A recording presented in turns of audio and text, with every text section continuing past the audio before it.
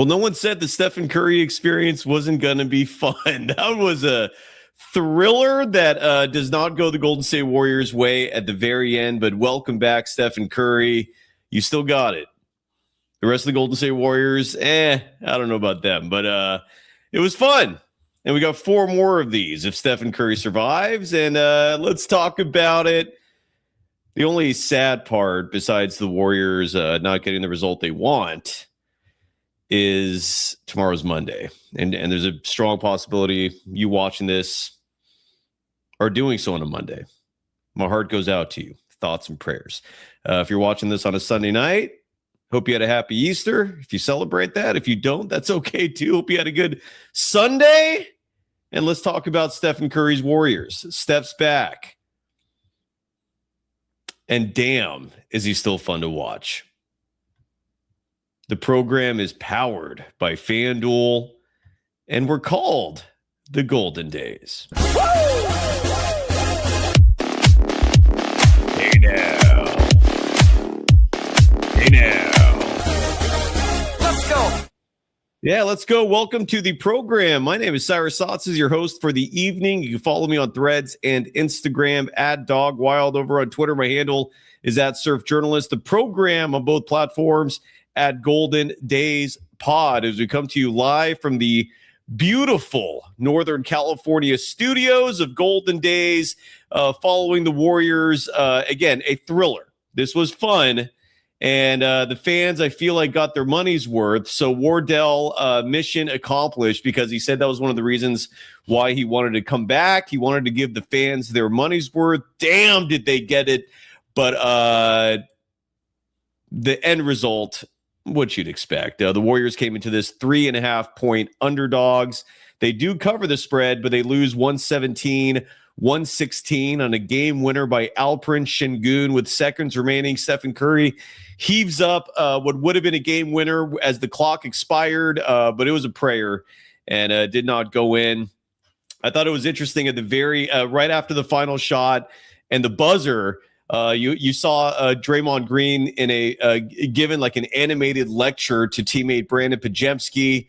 I don't know what Podziemski did wrong there. I don't know what the learning lesson was, but we saw a lot of Podziemski tonight. Easily the leader in minutes for the Golden State Warriors, playing 36 minutes and 50 seconds. The same old song and dance when Stephen Curry plays and Steve Kerr's the coach. A hell of a lot of Hobbit ball was back tonight. And I don't know if one of the big mysteries, and again, it would be nice if someone in Warriors media would ask Steve Kerr this question: why does he feel the need to always play Brandon Podziemski and GP2 around Stephen Curry? Now, GP2 has been playing phenomenal basketball this year. Phenomenal is a strong word. Solid basketball this season. I don't hate those minutes. I think most of you, if you're a consistent Golden Dazer in terms of audience participation, you understand my sentiments about Brandon Podziemski and the absurd minutes he gets. I could live without that, but that's just me. And I really just don't get why Podziemski, even with Stephen Curry back, has to get the amount of minutes he does. He's targeted routinely defensively, is not a much of a playmaker offensively. And again, hopefully we'll learn more about what that was about either tonight or in the near future. But it was a thriller. And again, it was largely because of Wardell, Stephen Curry. Welcome back after missing 27 straight games. Our FanDuel player of the game. No surprise there. Steph playing 26 minutes, 8 seconds, reportedly on a 25-minute restriction tonight. Apologies for the redundancy there.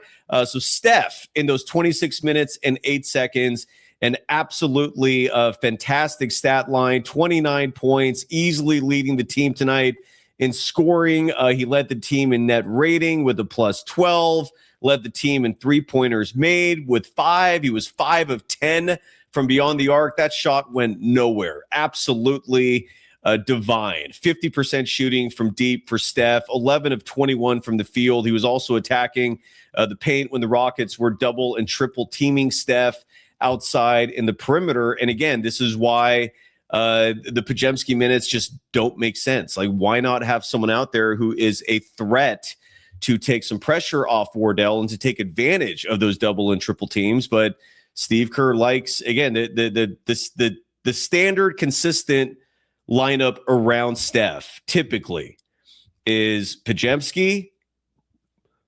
Sorry, I almost had a gag reflex there. A GP2, Draymond Green, and DeAnthony Melton. DeAnthony Melton, I thought, had a decent game tonight in his 22 minutes and 50 seconds. Was shooting the ball efficiently. We'll get to that in a little bit. But Steph, our FanDuel player of the game, the line, I'm guessing, will not be available for the Warriors next game. Now just 4 games remaining in the regular season. They're off tomorrow. They play a home game Tuesday, hosting the Sacramento Kings, and then the home finale will be Thursday against the Lakers team that just 2 days ago, goddamn, were sentiments very different about the LA Lakers. Talk about a team that is just spiraling due to injuries. 1 minute you're feeling great, the next minute you play the OKC Thunder, and 2 of your 3 best players are suddenly out indefinitely. That is OKC for you. Anyways, that is the upcoming homestand for the Golden State Warriors. And again, no line for the Tuesday home game against the Kings, a game that I imagine Steph is licking his chops at in terms of having a slightly easier outing with just 4 games remaining in the regular season, as Steph trying to come back just trying to come back and make some noise with the season on the precipice. Money checkup saying that I really hate the Lakers. Hate's a strong word, sports hate. And it depends. I actually was begrudgingly rooting for them a little bit in the 2000s when they had Kobe. I like Kobe a lot, man. He was a special dude. But F the Lakers and screw them. Luka got hurt. Oh no. Austin Reeves got hurt. Bummer. Crash and burn. I eat their tears. I eat them. I drink them. I slurp them. They are tasty. I want to give props to Will Hammond Jr., one of our Golden Dazers. Our bet is officially on with Stephen Curry playing tonight. The bet we made was Will Hammond confidently predicting that with Steph back, the Warriors are going to make at least the second round of the playoffs. I get $100 if the Warriors don't make the second round. If the Warriors somehow upset OKC in the first round of the playoffs, he'll get $150 from me. Good luck with that. I already gave him my Venmo information, so that should be wrapped up soon. But we'll get to the chat in a little bit. I'm sure there's a lot of sentiments out there from you folks. We'll open up the link for the audience if anybody wants to join the program tonight. I want to give some feedback first, a brief recap and some analysis on what went down tonight. Draymond Green did have 12 assists tonight, so he avoided the triple single, had just 7 points and 6 rebounds on the night, and defensively, for the most part, was playing a great game. I blame Dre less and Kerr more for the routine disadvantages that Dre finds himself in, because Steve likes to play the 6'6" forward, oftentimes against 7-footers, against bigger dudes, and it typically does not work out for damn good reason. And so Draymond tonight, I thought, did fine. Finishes the game against 7 points, 12 assists, 6 rebounds, had just 1 3-point attempt, and he made that. Kristaps Porzingis did not have a good game tonight. And maybe if we're going to talk about disappointments, that would be chief among them in terms of what a lot of people were anticipating to see tonight. And that was the Stephen Curry, Kristaps Porzingis duo. Stephen Curry made some comments, I believe, was it yesterday? This was the Warriors held a practice. Yeah, it was yesterday, and actually met with the media for a little bit. And Steph expressed excitement at playing with Kristaps Porzingis for the first time, and even hyped up the fact that opposing teams would have trouble defending a pick and roll involving himself and Tingus. Unfortunately, Tingus could not stay out of foul trouble. He was getting used and abused routinely tonight defensively, and fouls out of the game late in the third quarter. Picks up a foul number 6. And Porzingis did not make a 3-point attempt at three attempts. I'm sorry. Yeah, he didn't make any of them. 0 of 3 on the night, 3 of 9 from the field. Again, not a great first impression of the Kristaps Porzingis experience with Stephen Curry as a teammate. 9 points, 8 rebounds, 3 assists. In the same way that I like taking a strong look at Brandon Podziemski's assist numbers, I like taking a look also at Porzingis's block numbers, because the dude is 7'2", 7'3". You expect him to rack those up Wemby style, or at least something along the lines of in the same conversation as Victor Wembanyama, but 0 blocks for Tingus Pingus tonight. So not a good first impression there. And again, he fouls out because he was just routinely mismatched. And one thing I kept thinking of watching this game tonight, when it came to Kristaps Porzingis and just the Warriors in general, is a friendly reminder that, and whether this is a human nature thing, which I guess it is, routinely NBA teams will play to their level of competition, meaning the Golden State Warriors for the last 2-3 months did not have Stephen Curry. So oftentimes you'd see teams kind of playing down to their level, not bringing the urgency and the hunger, especially defensively. And so you saw a lot of games this year, in the last 27 games, more specifically with Steph out, where oftentimes the Warriors would keep it close. You'd see them being competitive. And then you'd see, of course, the homers, the cheerleaders out there acting like Steve Kerr is doing an amazing job because his team is being competitive. No, it's because the other teams are not showing up with the same urgency that they would when Steph is there. The Rockets look like a completely different team tonight than the last version we saw a month or so back when the Warriors upset them. Tonight they showed up. Stephen Curry will certainly raise antennas. And this did not bode well for Kristaps Porzingis, because with their urgency there for the Rockets, you suddenly saw them being a hell of a lot more aggressive. And that did not bode well for Tingus. So Tingus Pingus, not a good game this evening. Fouls out early, again, late third. Now, in the same vein that was probably a negative on the night, there was also a positive to counteract that. And this was a player named Charles Bassey, who's been on the G League team, the Golden State Warriors. This was announced, I think, earlier today, that the Warriors were signing this guy to a 10-day contract. Omar Yurtseven, 7-7. R.I.P. Nice knowing you. Not literally R.I.P. Just his time with the Warriors, at least for now, has come to an end. And so the Warriors signed this guy who's been playing for Santa Cruz. I don't know a lot about him. I've not done my research on him. Forgive me.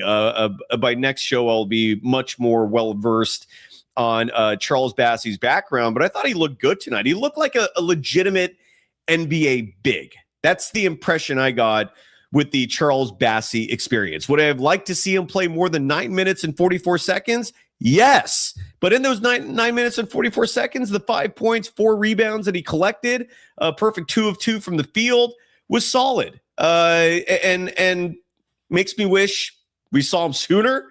Makes me wonder why it took the Warriors until the 78th game or 77th game in the NBA season to decide to try out some real bigs.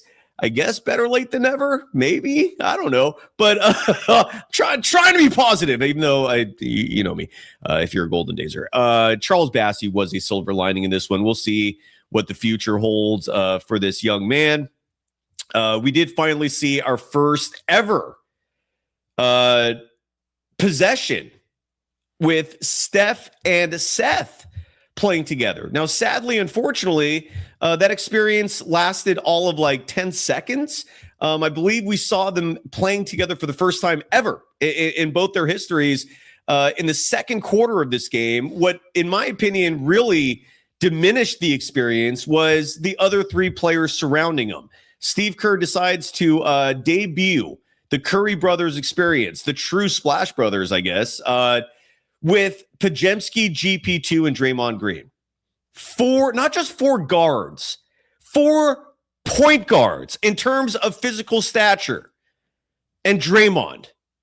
That was your 5-man lineup. That's who Steve Kerr thinks is most effective for who to play. I want Steve Kerr gone in the worst. I want him gone more than anything that doesn't involve health for people. And that's it, I think, really. It's going to be a celebration. When the day comes when we no longer have to live our lives with Warriors basketball directed by that obtuse buffoon, it will be a celebration. Again, we're going to pick out a location. We're having a party, and maybe we should explore sponsorship opportunities for that moment. But it's not just 4 guard lineups; it's 4 point guard lineups. The hop and ball was back in full force tonight. I must have done about 100 miles. I know you. Tattoo. I don't want to see you and 3 of you. Yeah, I don't want to see 4 of you out there tonight. Yeah, that's what we saw. And somehow Steve Kerr thinks that helps Stephen Curry. So here we are. It was good to see Steph though, but it's really crazy that, again, his head coach thinks I'm just going to surround him by little dudes and at least they'll just play bodyguards for him. It's almost like he's got these guys out there like offensive linemen cut blocking for Steph. And they're not really doing that, but I don't understand it. I just don't understand it. Brandon Podziemski, again, led the Warriors in minutes tonight, 36 minutes, 50 seconds. It felt like he was out there every second of this game.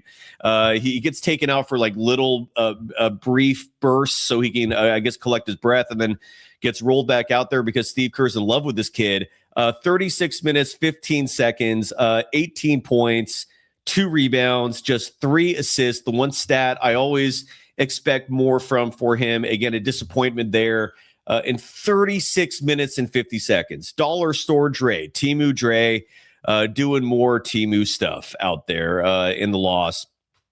And again, if I'd love to find out what Dre was trying to tell him. Maybe he was just lecturing him to stop lurking and waiting for the other team's superstars to give him a handshake. I don't know. I'm being facetious there. I mentioned D'Anthony Melton a moment ago. He played 22 minutes and 50 seconds in this one tonight.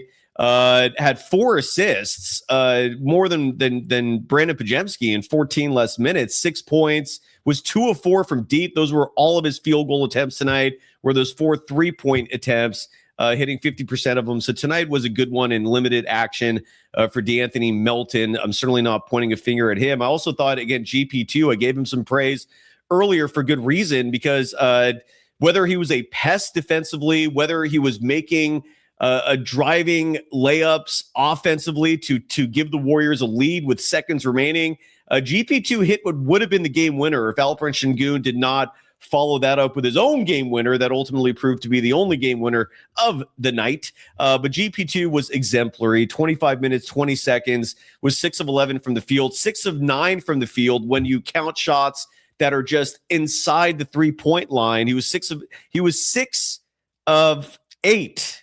I'm sorry, with 2-point shots, 0 of 3 from beyond the arc. And one of those threes, maybe even 2 of them, were like wide open corner threes that would have changed the momentum of this game. Alas, they did not go in. 0 of 3 from deep, had 3 rebounds, 2 assists for GP2, 14 points. So one more time, GP2's stat line tonight, 14 points, 3 rebounds, 2 assists.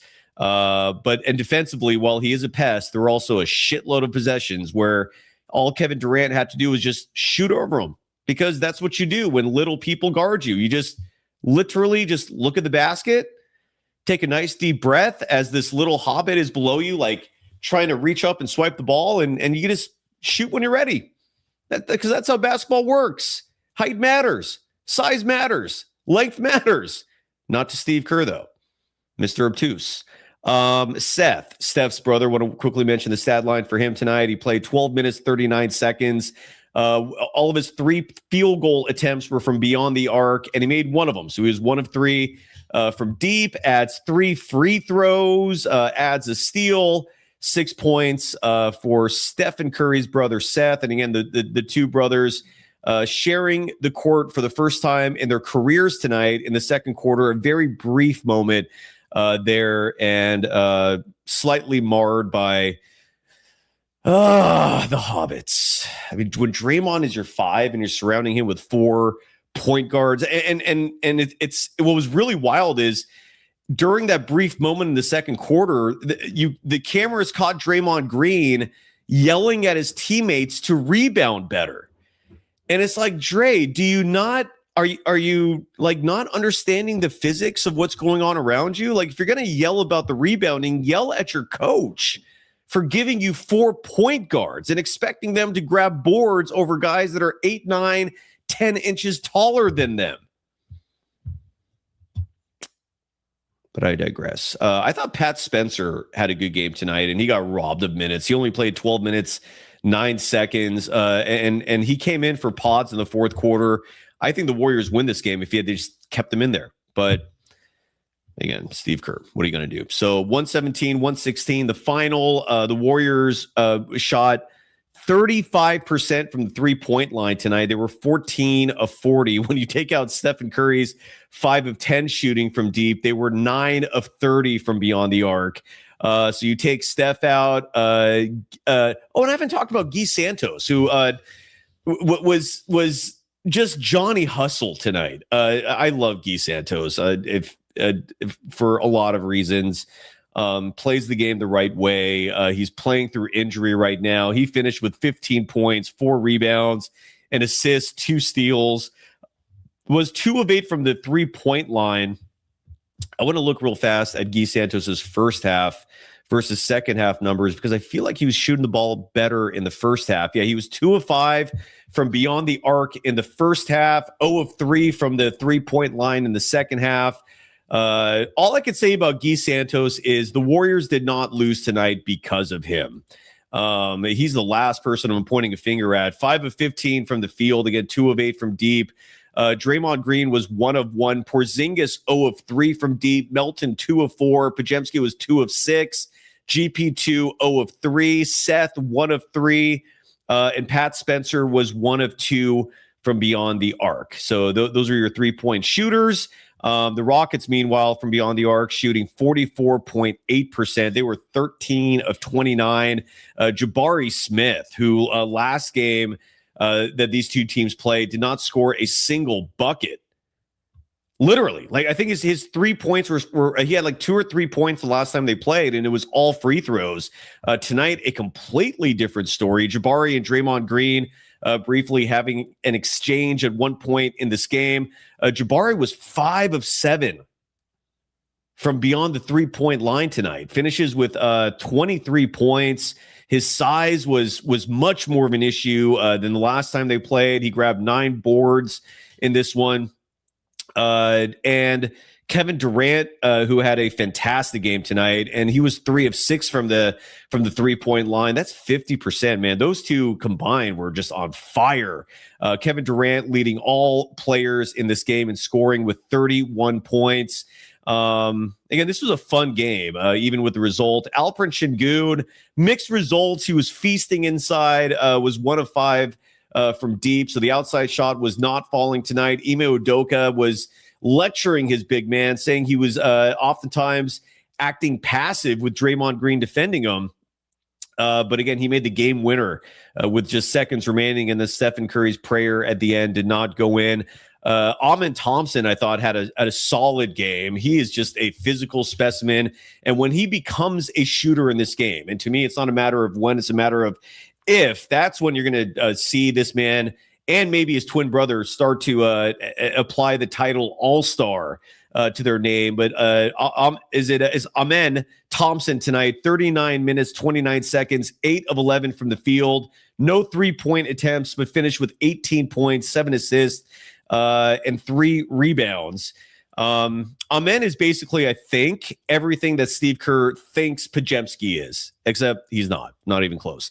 Reed Shepherd, a player that I'm really starting to like, and I think the Rockets made a wise choice putting him into their starting lineup for the spacing, for the facilitating. He's just he's a solid point guard, and I don't know if he'll ever be like an all-star level type guy, but he's certainly going to be a serviceable long-term point guard in the NBA. He played 26 minutes, 4 seconds tonight, was shooting and shot 50% from both the field and the 3-point line, 4 of 8 from the field, 2 of 4 from the from the 3-point line to finish with 11 points. And then the Rockets, just had a smattering of bench play in this one, but that's your statistical summary. I want to quickly check and see if there's any sound yet. And while we do that, if anybody wants to come on the show tonight, I will post. I'll post the link now.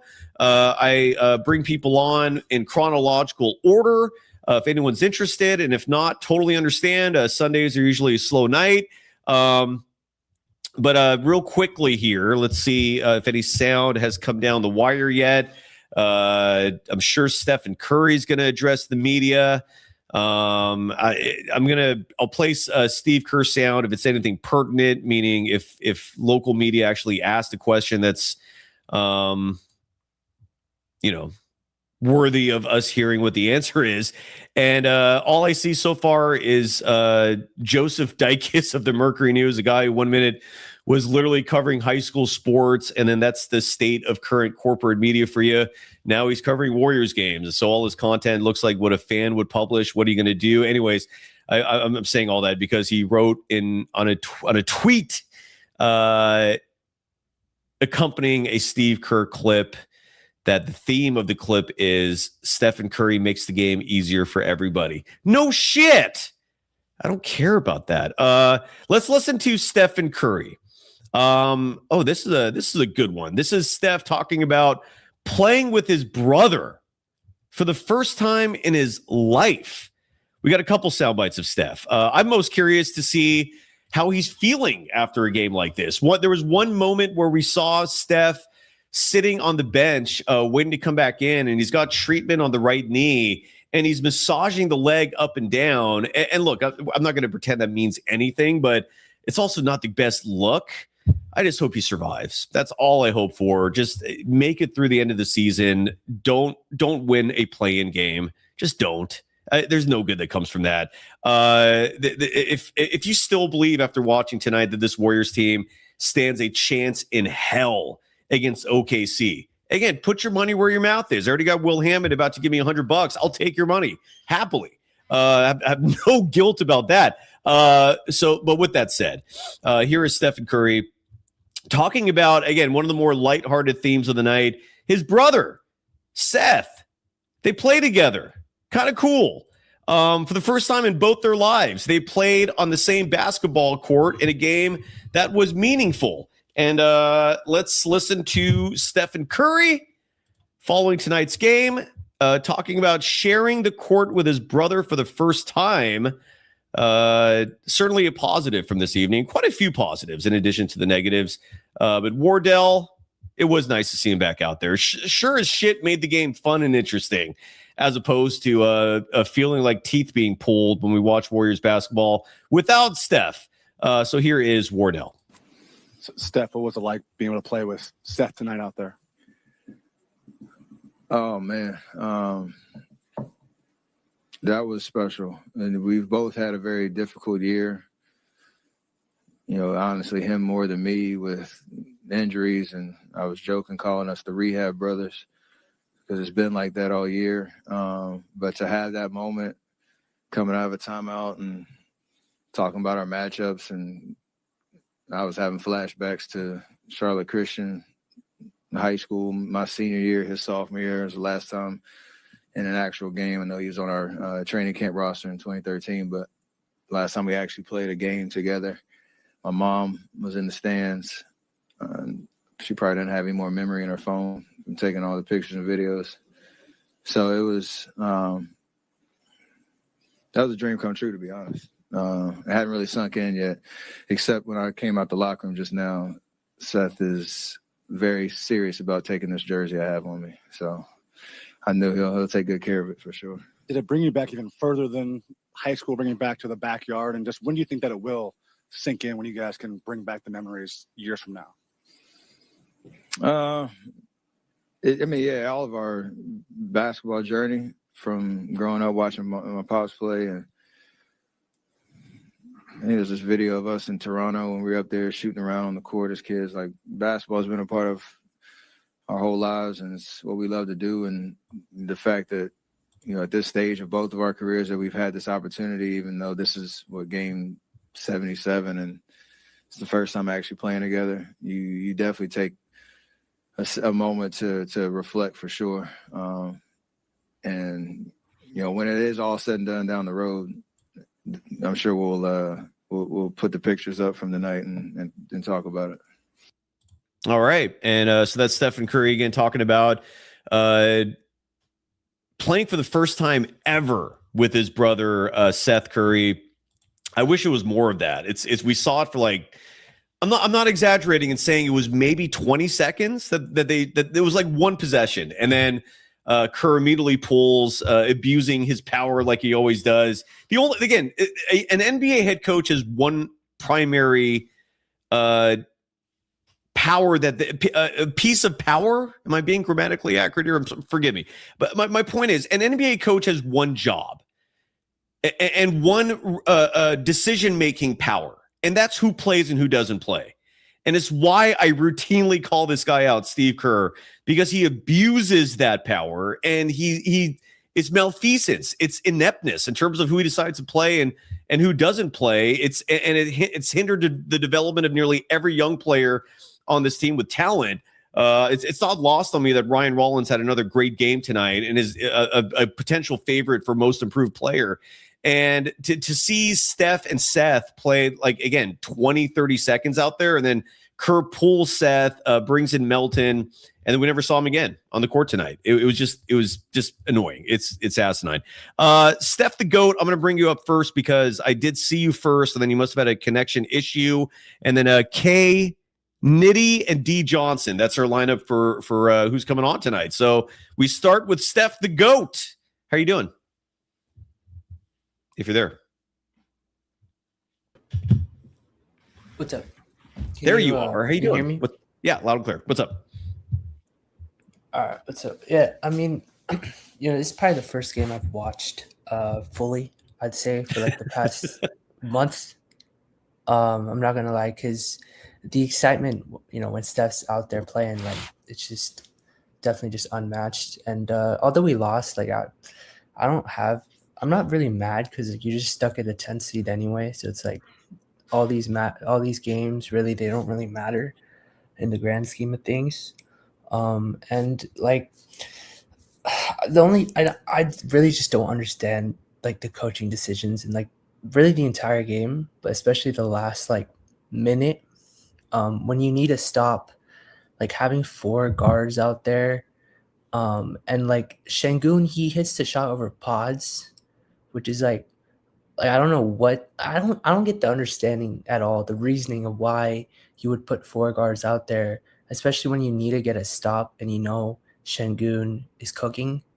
And I thought we should probably put Bassi in there. I mean, he was playing really well defensively. He looked pretty strong to me, a lot better than Porzingis.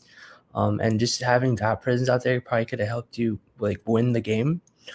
Which probably would have felt nice, with Steph coming back. But overall, like Steph, he didn't look like he missed a beat at all.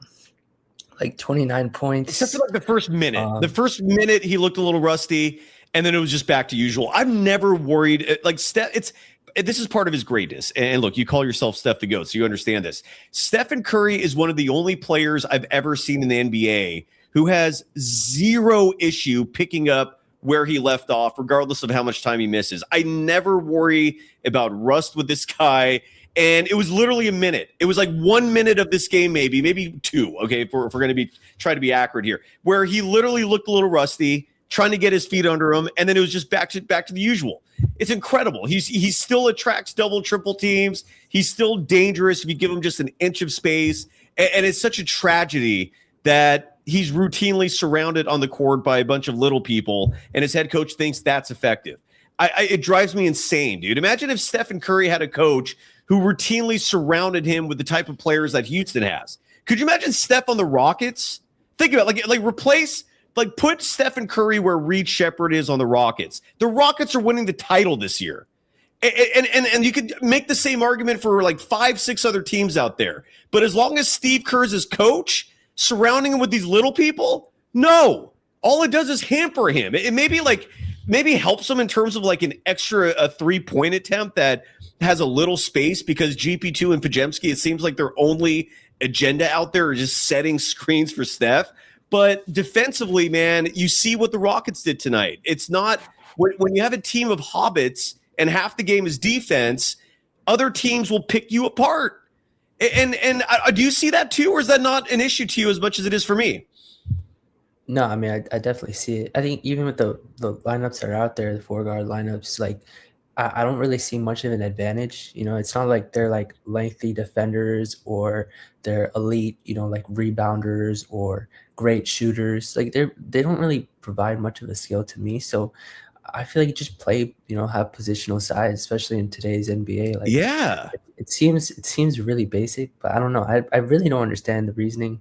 I never have. I mean, think about this. For the amount of gravity that Steph pulls, why do you not have lineups out there? For example, like why not have a lineup with Porzingis, with this new guy they just drafted, who's immediately you could tell is a big who brings force, like this Charles Bassey. Like he's a big, he's a traditional NBA big. Why not go huge? Why not experiment and try out a lineup where you have like Porzingis, Bassey, Draymond, and then the Curry brothers?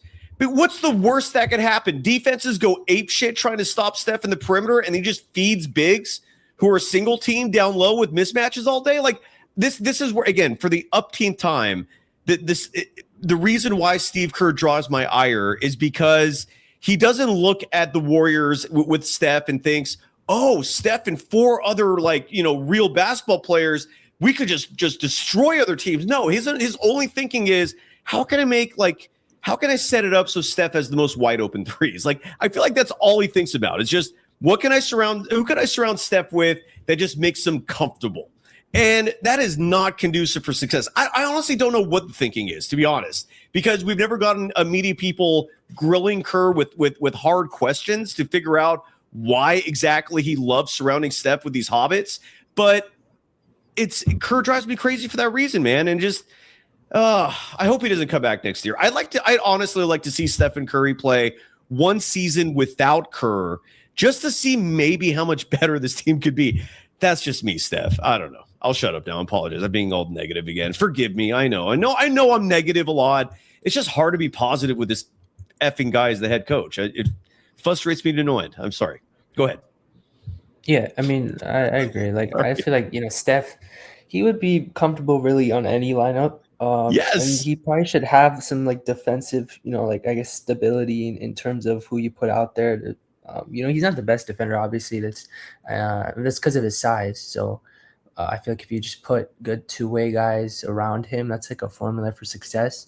Probably something Dunleavy should look at, get some size out there, figure out if Kerr doesn't want this guy and because IQ at the end of the day, IQ, they talk about IQ and like Steve Kerr wants these high IQ players. It's like, dude, there are high IQ players out there that are like over 6'3". You know what I mean? Like you can have a couple of tall players out there. It won't kill you. You know what I mean? Like it really won't. So it's weird. But talking more about I guess positives. But I really like Bassey. Me that too. guy, the way he played. Defensively, he looks extremely solid. And he, like you say, he brings a lot of force and energy. He had a great stint there. I think it was the first quarter. And he didn't really get an opportunity after that. I guess when Porzingis got fouled out, then they put him in there. But I don't understand why they didn't just roll with him more. Didn't make sense to me. But GP2, like to me.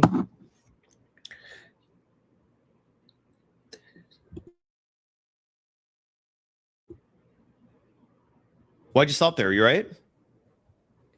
No, I just cut off. Yeah, no, that was weird. Did you cut yourself screen off? Just froze for me, but no, ignore the I just screen. saw the screen. Your audio is fine, Yeah. man, and you're not on the screen, so it doesn't matter. You're good. Just keep going. Yeah. Anyway, okay. That was an awkward stop there. Okay. Keep going, Steph. You're Dude, good. I know. No, my fault. Because I just You're good, okay, you're never good. mind. I'll just continue. You're good. But no, but GP2 to me, he's looked extremely solid. For past couple months now, especially offensively, his ability to cut. I think he fits really well with Draymond, and that's why they have him on the floor. Just would help again if we could find at least one big guy to pair up with Draymond for the long term, because him playing, him needing to play the 5 this much, to me, it's not a formula for success. Agreed. Is now a good time to talk about this subject, by the way? Because I completely forgot. This was on my list of things to talk about, and you jarred my memory. and we've covered this on this show before too, in terms of discussing this possibility, which now is becoming a reality because Draymond Green brought this up, I believe, on his podcast the other day. Draymond is talking about an extension. And again, this is the sad part of a dynasty ending is most NBA players, most professional athletes, they don't just retire on good terms, meaning they don't walk away from the game before their game starts to decline and before teams are willing to pay them for their services. Draymond Green is talking about opting out of the final year of his contract so he can get a new deal that I'm guessing is what he's looking for is like a 3-year contract. And so if the Warriors entertain this, now we're talking about like a 3-year, $50 million deal, 3 years, 6. I don't know what he's going to ask for, but Steph, what are your thoughts on Draymond Green possibly opting out of his contract to get a new extension? Any thoughts? No, I mean, yeah, that'd be great. He's willing Where'd you go? No? to give you a discount and maybe play for $10 to $15 million somewhere in between there. Like you what said, if he 3 doesn't years, do that 50, though?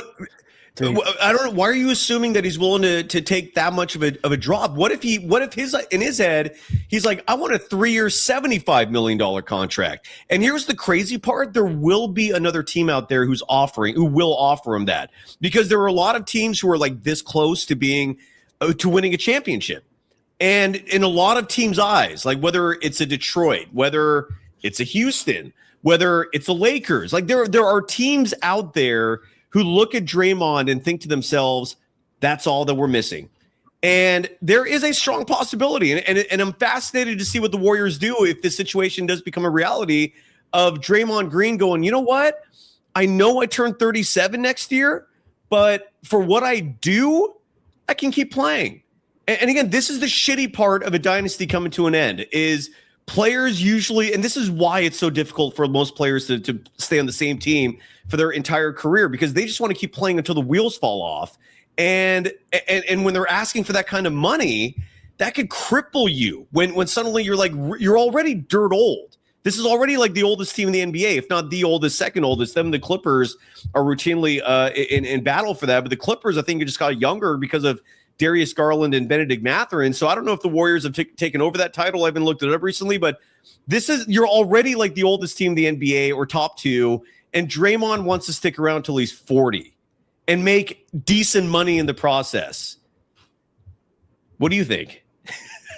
Yeah, I mean, I agree with you. I think, having an old core it's never worked in the NBA. No, that is for a reason. No. You're not as durable. You don't move as well, obviously, as you get older. Like there's limitations there. If he's really asking for like a long-term commitment of this much money, one, I don't see the Warriors doing it at all realistically, because they've always had this plan of somehow having cap space after next year, which is, I don't quite understand that anyway, because I don't know what free agents would want to come here, but that's besides the point. But him, like, if he really wants a 3-year deal, you just got to let him go at that point. If he's really asking for like 20 million, something like that, because it's just time to move on eventually. And that's why that's why it's super tough to play for only one franchise. Like at one point, I think it's just best for everyone to move on. And like it'd be unfortunate, but I think it would be the right decision. But that's my take on it, at least. And also, like, you mentioned the Rockets, and I could see him going to LA just because he could play with LeBron. He's a defensive force, and the Lakers clearly lack that. In terms of the Rockets or the Pistons, like, I don't think their problem is defense. Well, I'm just spitballing. I don't know if those teams would be. I'm just my point in general is there's going to be teams interested. It might even be like a Miami. Who knows? But someone will take the bait and offer him, like a Barber in her chat mentioned 3 years, $60 million. I'm going to guess that's realistically what he's going to ask for. And I just think it's crazy. It's pretty wild. And that who knows? I mean, as long as it doesn't cripple your team long term, I guess who cares? But I don't know. The real how truth old in is our chat, by the way, asking why didn't they put Guy Santos in the game late for size? I don't know. What's your take, real quick, before I bring other folks on the show? With the Podziemski minutes, once again leading the team tonight. He played 36 minutes 50 seconds.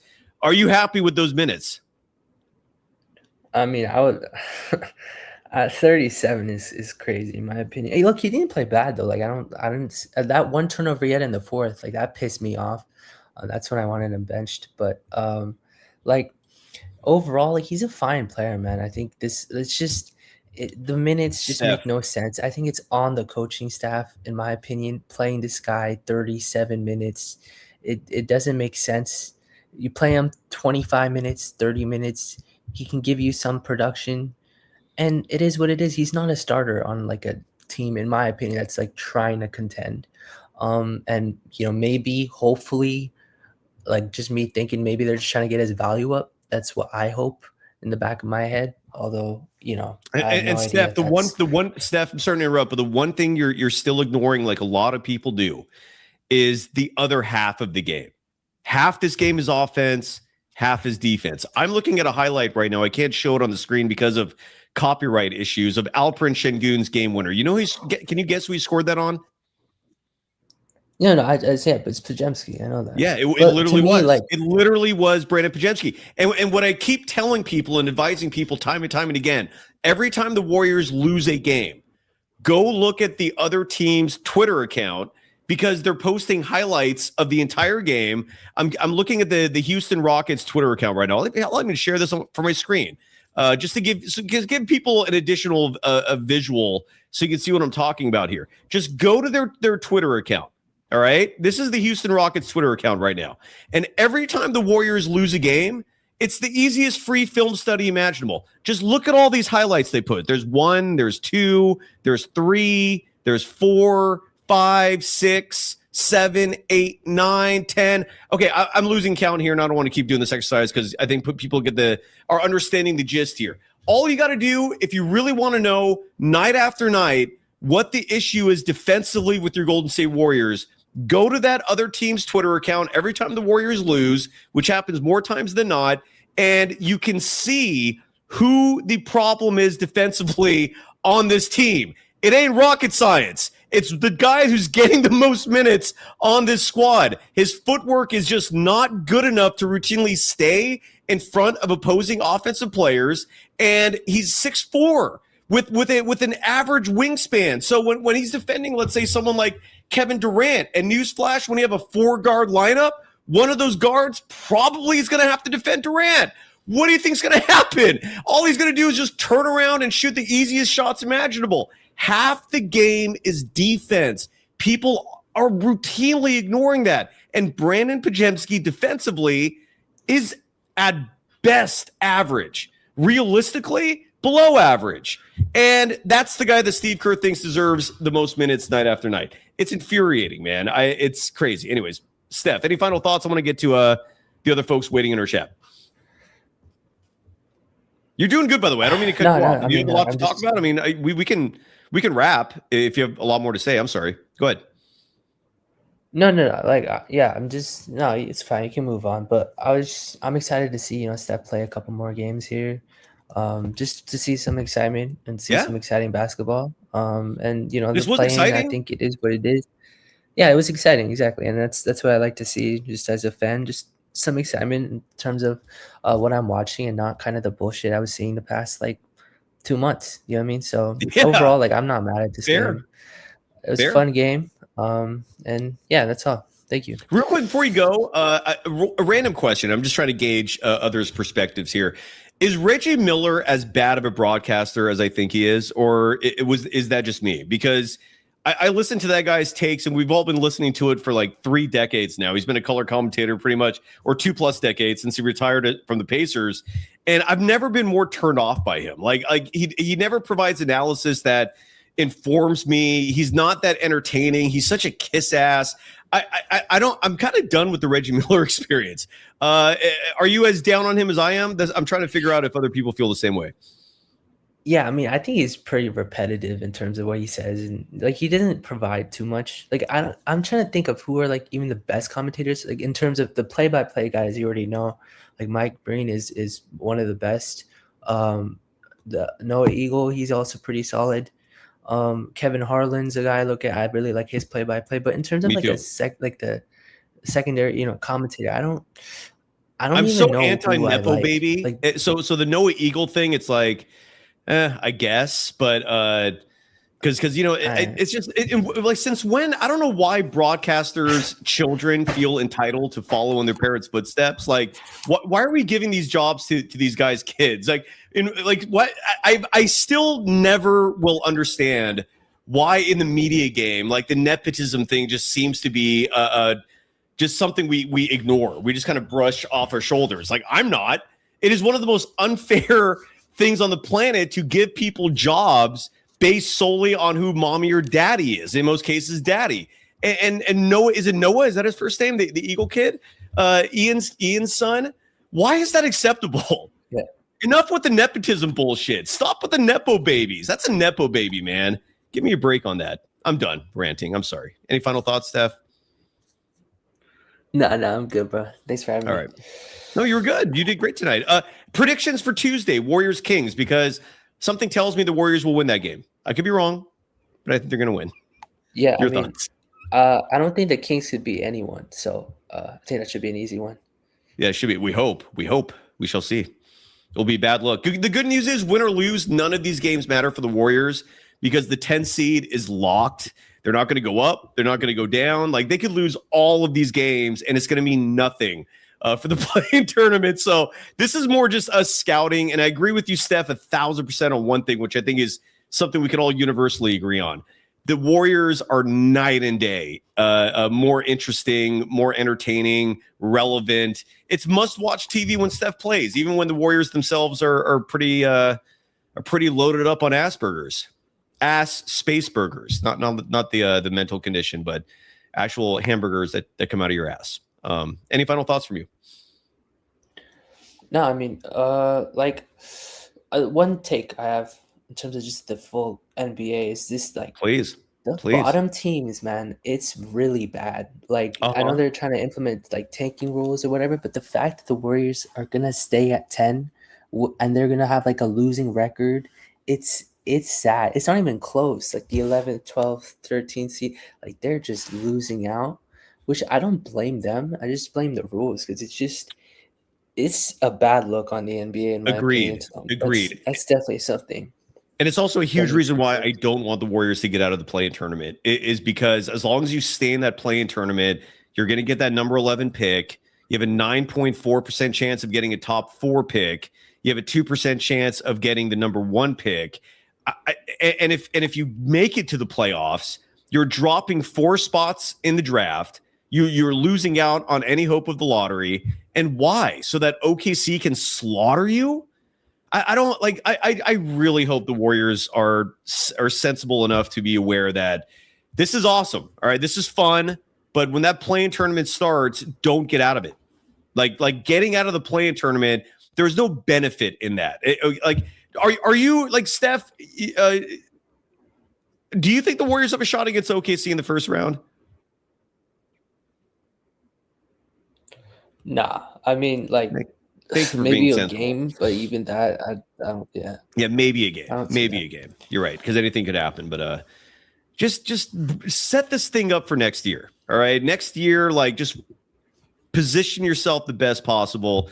I also liked the little rant. Who was it? Was it Bill Simmons? I think the other day. And it wasn't even him doing the rant. He was reading an email, and the email was from a Warriors fan who said, "Isn't like all the karma lining up for the Warriors to get like a top pick?" Like if the conspiracy stuff is true with the NBA and the lottery and who they grant these top picks to each year, like aren't the Warriors due to luck out in that realm largely because of the fact they did not tank and they're still a marquee franchise? You still have Steph on this team. Please, for the love of God, please, Warriors, be smart about this. Do not win those 2 play-in games. Like that would be a colossal mistake. My thoughts on it. Anyways. Yeah, I mean, teams devoid of young talent. So Yeah. any lottery pick you get right now, it'd be awesome. I think it'd be very exciting. So I think that's the best path moving forward. Hamza in the chat saying if the Warriors, let's say hypothetically, do win the play-in tournament and go into the playoffs, what am I going to do? What can I do? Just be more miserable. That's I mean, all I'll do is just keep calling out these idiots. There's nothing else I can do. I'll lose my shit is what I'll do. But that's what good is that going to do? I mean, it's just going to suck. It's just look, if your team is doing making smart decisions, you're happy about that. If your team is making dumbass decisions, you should be unhappy about that. It's not very complicated. So that's it. I mean, like, the one thing you have going for you is you got to win 2 road games, which is like extremely difficult. So yeah, I think just even if they're like fully trying, it's just going to be super hard to win 2 like game 7 type of atmospheres, especially on the road. Like it's a tough ask. So we'll see. All right, brother. Have a good night. Yeah, you too. Thanks, man. Steph the GOAT. Steph is the GOAT. Steph would literally be the GOAT in all these national discussions, or at least in the Mount Rushmore, if he had a more competent head coach. And the saddest part is he's been duped into liking his coach because his coach will, I'm guessing, my guess is if Stephen Curry dropped trowel and told Steve Kerr down, Steve Kerr would do it. Steve Kerr would probably reply with, how long? Spit? Swallow? Let's go. K Nitty is on the chat. Hello. Wow. Man. Is that extreme? A little too graphic? I apologize. Do we need some transition music or something? Or maybe, oh my God. No, we're good. We're good. It's just a friendly reminder that Steve Kerr is he's a one-trick pony, man. It's Steph for nothing. How are you, brother? Wow, man. Talk about turning tricks. But yeah, it was a little heavy, but yeah. It's a PG-13/R, you know. Yeah. You can't entertain the masses with vanilla language. Yeah, man. But yeah, Thanks for having me on the show side. You know, of course. Asking how I'm doing. I'm not doing too well right now. Sai, it's been a while, maybe even a few weeks, couple months since you've pressed the alarm. I think it is time to ring that alarm again, Sai. We are in the midst of a 4-alarm fire. Did you see what just happened tonight? That was not fun. That was not exciting. That was terrifying. Well, you asked for it. There it is. The police are here now. Well, this is real. Come around back. Yeah, it's real. But I rang the alarms months ago. What made you freak out tonight? Sai, Steph Curry is out there playing like he's gonna win us these 2 play-in games. I worry about him, dude.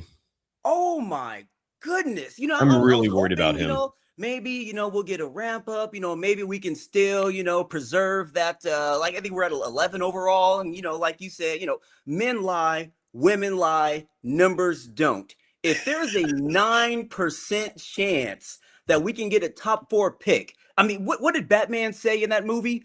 If there's an even 1% chance, we have to treat it as an absolute certainty. And I don't know if you're an R&B fan or if you see my logo right now. I don't know who that is though, but I don't hate singer. it. Yeah, that's the R&B singer known as Tank.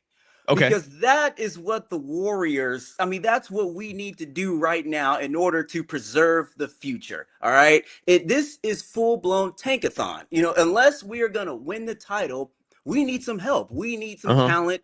I don't know what the next year, what the next 3 years is going to look like as far as Steph, Draymond, and what the roster is. But one thing that is certain is that it's an arms race. We need talent. And for say what we want, say what you will about the front office. One thing they have done is they have been prudent about preserving those draft picks.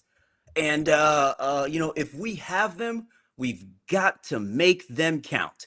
I heard Draymond on the Tim Kawakami show the other day comparing this to the 2021 season where, the Warriors were, they had some injuries and then they came back the next year. This potentially could be more like not the Warriors 2021 season, but Dallas Mavericks a couple years ago when they got when Kyrie. Draymond was on with Tim Kawakami.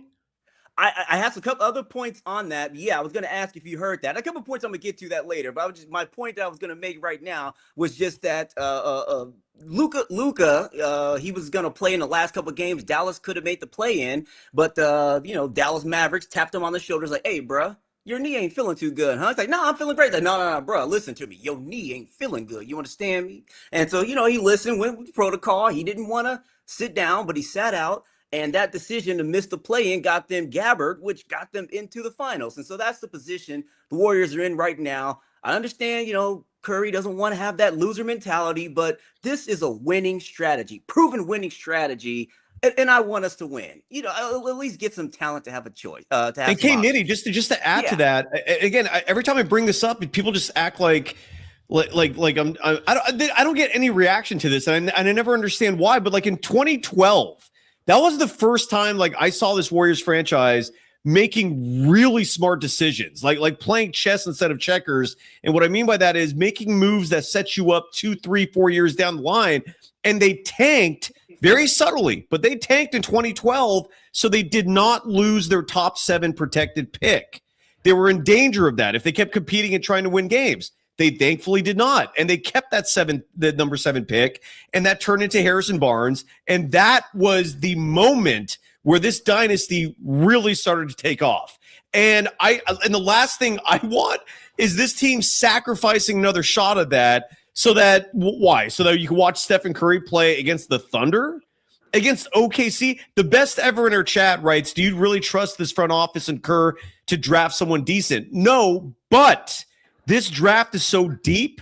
You could have literally a monkey with chimes, just smacking 2 bells, making the choice for you. And it's so deep that if it's a top 4 pick, doesn't matter who you go with. Any of those 4, I'm happy with. If you finish 11th, even though at that point now you might need some prowess with your front office, this draft is still deep enough that yes, that would still be the far more prudent decision than winning 2 worthless playing games so you can get your ass kicked by OKC.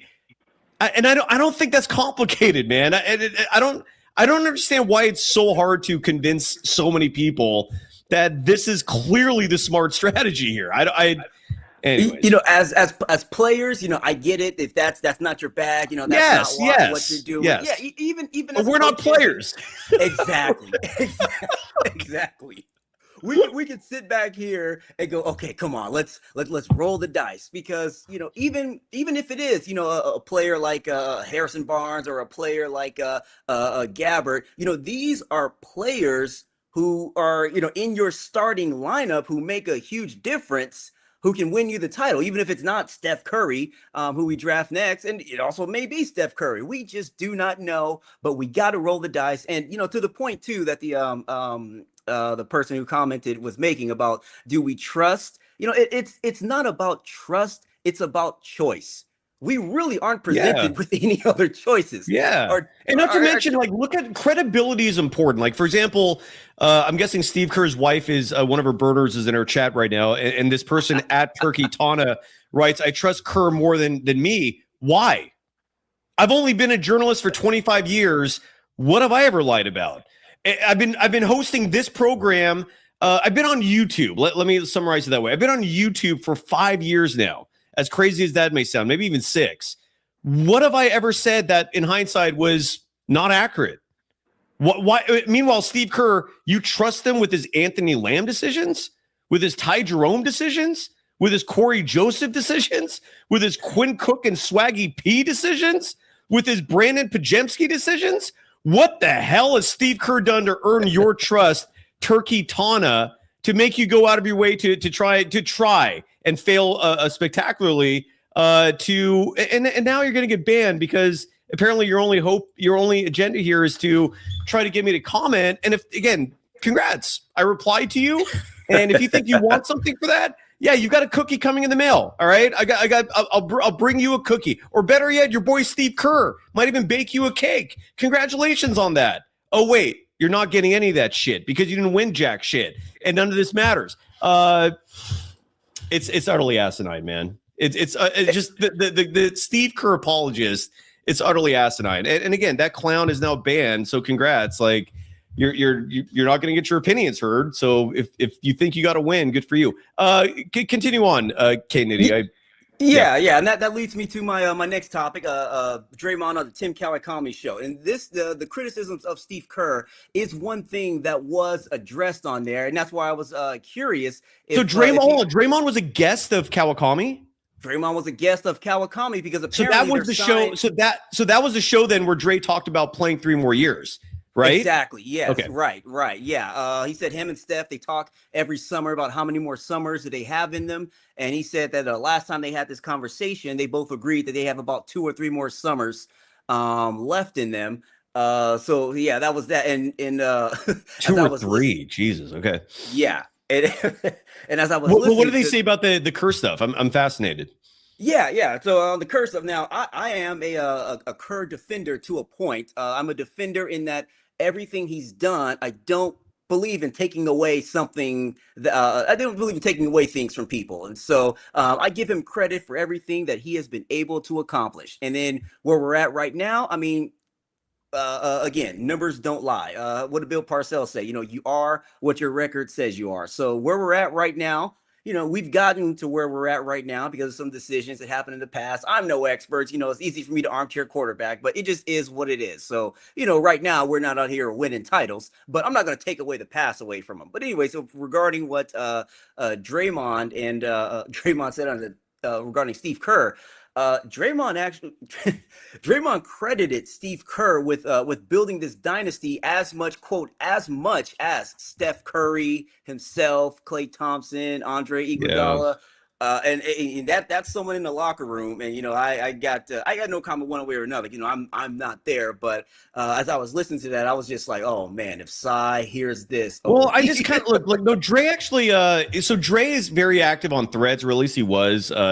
And maybe the word got out because I haven't seen him active on there lately. But he actually first of all, him and I know each other, not well, but we know each other. And he replied to me on one of my posts because I blast Kerr regularly, right?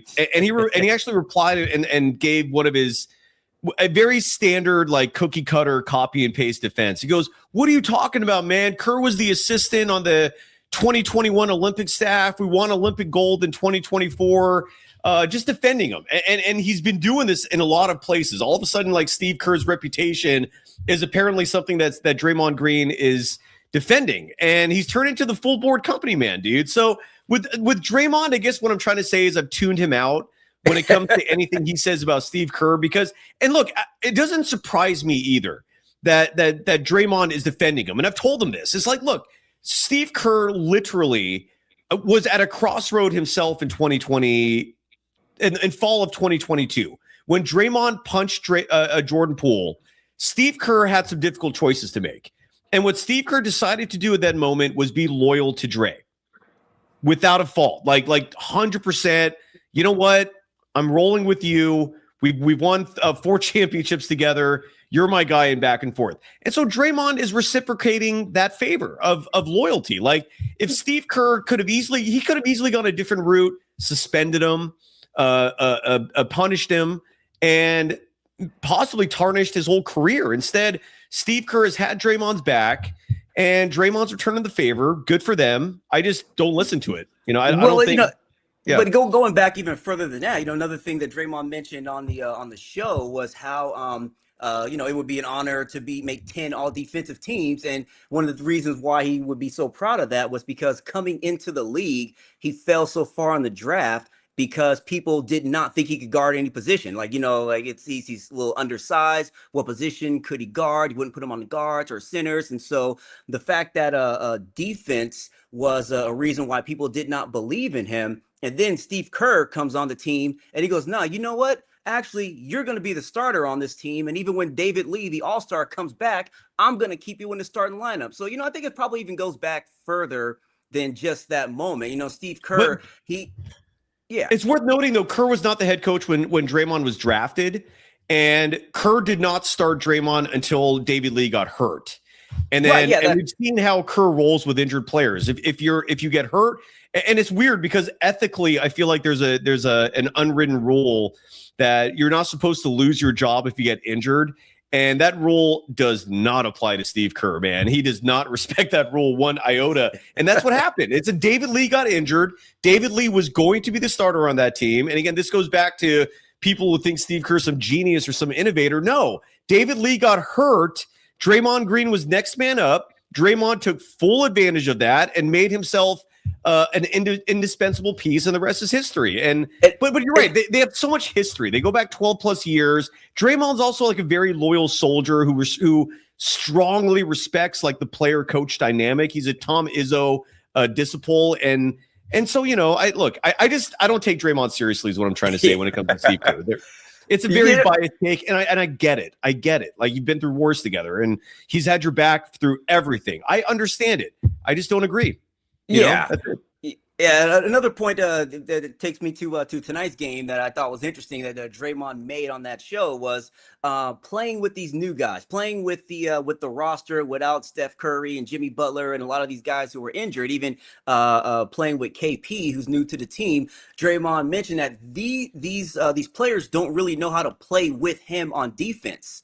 And so that's something that he has had to try to adjust to with because Steph knows in certain situations what Dre's going to do. But the people he's playing with before, while Steph Curry was out, they didn't really know what he was going to do, which kind of changed what Draymond was able to do. And so one of the things that he mentioned on that was that like if Draymond, he said, if Draymond is on a non-shooter, then he is just going to ruin that team's offense because he's just gonna play free safety and essentially be all over the court. And so it was interesting hearing him say that on the podcast, and then watching him guard Şengün at the 3-point line. He's essentially guarding Şengün from the restricted area and just going all around the court. And so I thought that was a little interesting observation, hearing him say like, that's his strategy, and then that came to fruition in tonight's game. And did you see late in the game, Rockets head coach Ime Udoka calling out Şengün, challenging him because of that? Like, Şengün was playing scared when Draymond was defending him. It was pretty crazy, man. Like, Şengün is one of those guys where I still, like, to me, and I was telling my friends in the Rockets beat, I'm like, dude, you guys should have been pursuing Giannis like this season. And now there's reports indicating that they're going to go after him this summer. And it's like, you waited too long, dude. The asking price, there's going to be other teams now competing for him. You might have to give up even more. Şengün is one of those guys where it's like, he's not Jokic. And I think that's what the Rockets were dreaming and hoping he would become. He's a damn good player, man. I think he's already been an all-star twice, but anyways, but it was, I did notice that tonight. It was a good back and forth. Yeah. And then lastly, if I could put on my Steve Kerr cape again. Hell yeah. Looking at these final 2 minutes, it is an interesting little puzzle about what do you do with this team? Like, who do you play? So, they had those four, they had that lineup of, I believe it was Pods, GP2, Melton, and who was the other non-Steph Curry person out there? Well, Dre was usually the fifth dude. Oh, GP2. It's usually Steph, GP2, right. Podziemski, and then Melton, and then like whoever the fifth guy is. Right. So that team has obvious size disadvantage, obvious glaring mismatches on the defensive end. Yet that was the squad that essentially came back from down 5. They were down 12 in the fourth quarter before they went to that lineup, and so. When you had the big lineup in there before Porzingis fouled out, we're down 12. You put this other lineup in there, and now we actually have a 1-point lead. Now, again, double-edged sword, because now Şengün, not having Draymond on him, he didn't have to shoot a 3. He was able to just ever so slightly tap it up over a guard, and it was easy. But that lineup is what got them the lead in the first place. So I can see why this is a difficult puzzle for Steve Kerr to try to figure out with this roster when you're not looking at that bench with prime Steph or prime Klay Thompson. You don't have prime Iggy to choose from, or Mo Buckets, or some of the players that we had. So I mean, the options that we're looking at when we're looking at the lack of size, again, when we're down 12. we're looking at Guy Santos, who, he's been playing great. I know you're a Santos defender, and, I like the guy. Hats off I to love him. him. Yeah. 5 of 15 tonight. And again, Kerr's let a lot of people shoot through slumps, and that's what more minutes are for. But again, he's looking at a situation where someone is 5 for 15, and meanwhile Gary Payton is really is really making his way through those crevices.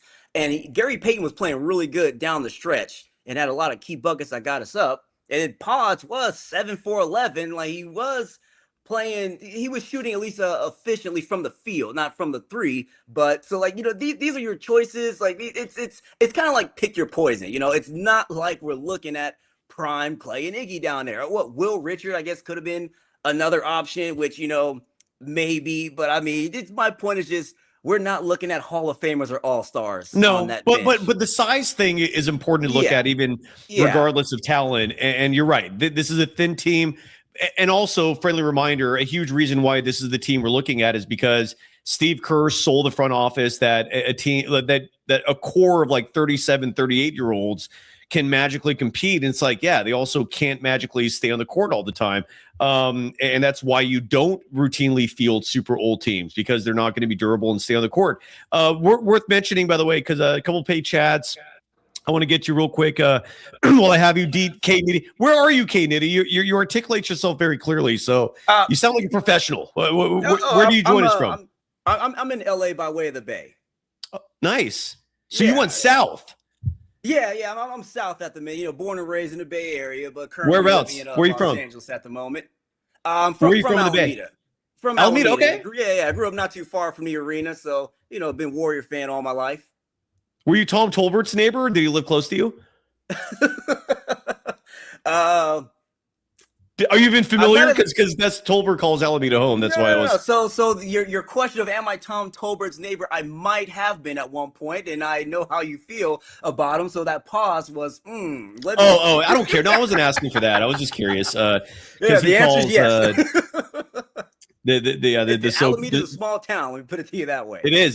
Yeah, it's a beautiful spot, man. It's a fun area. Anyways, Boris Schusterman dropping $1.99, asking if we could talk about the closing lineup tonight.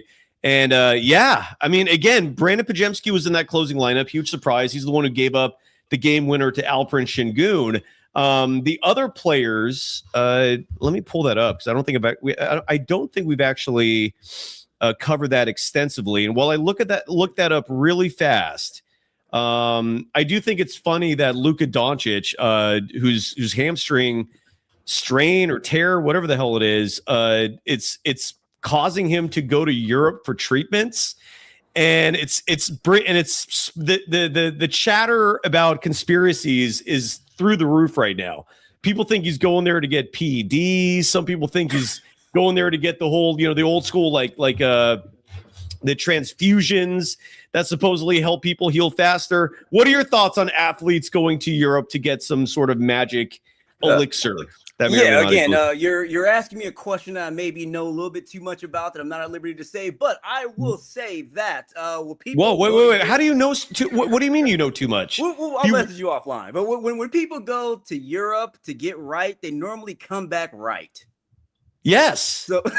So yeah, if our guy, if he goes out there, if he's serious about getting treatment, what did LeBron James say when he went out to Germany? He went to the LeBron James of foot doctors or whatnot. And Kobe was like one of the infamous ones too. Like Kobe went there and came back fast. Yeah, absolutely. And so, but you got me curious. How do you are you in the NBA? Like, do you work in this field or? I'll message you offline. But I'm just a Warriors fan for the purposes of this conversation. All right, even if you work for someone else. Oh, you got me curious now. Well, the Warriors closing lineup tonight. It was Steph, obviously. It was Brandon Podziemski. It was GP2. And Draymond Green and DeAnthony Melton. That was your closing five?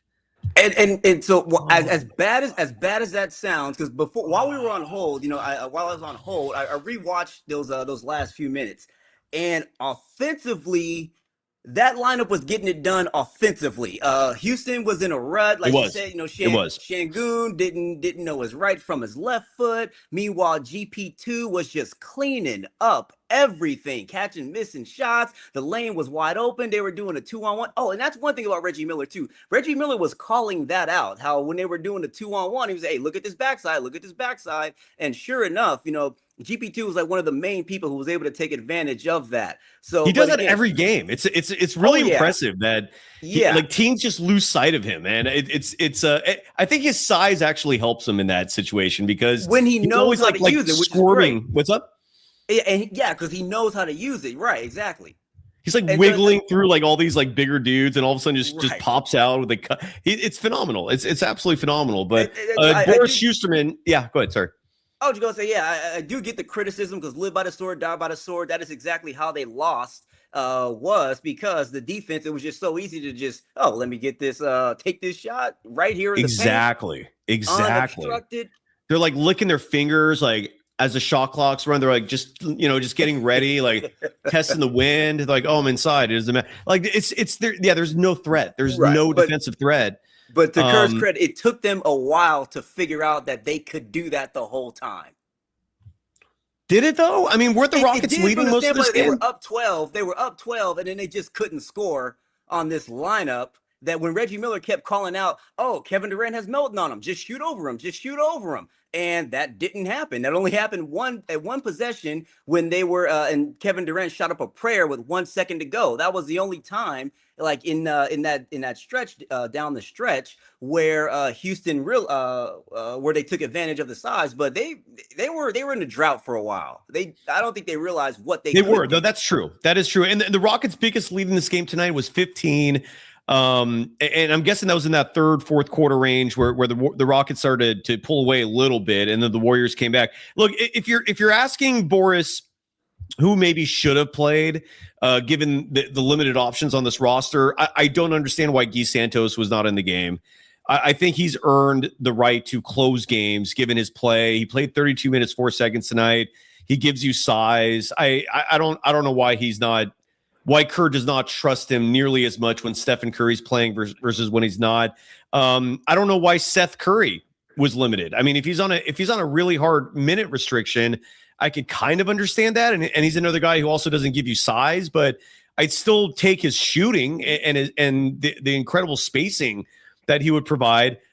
Or Charles Bassey's another guy who only played 9 minutes 44 seconds. It's like, why was he given the trust to play these minutes in the game but only for 9 minutes and change? Like, he was one of the first guys off the bench tonight to start the first quarter and then again in the third quarter.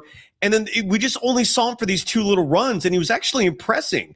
But this goes back again to one of my many critiques of Steve Kerr. He does not know, or maybe not know is not the right word, but he's not effective at in-game live adjustments. He usually takes him 24 hours to hear it from the assistants.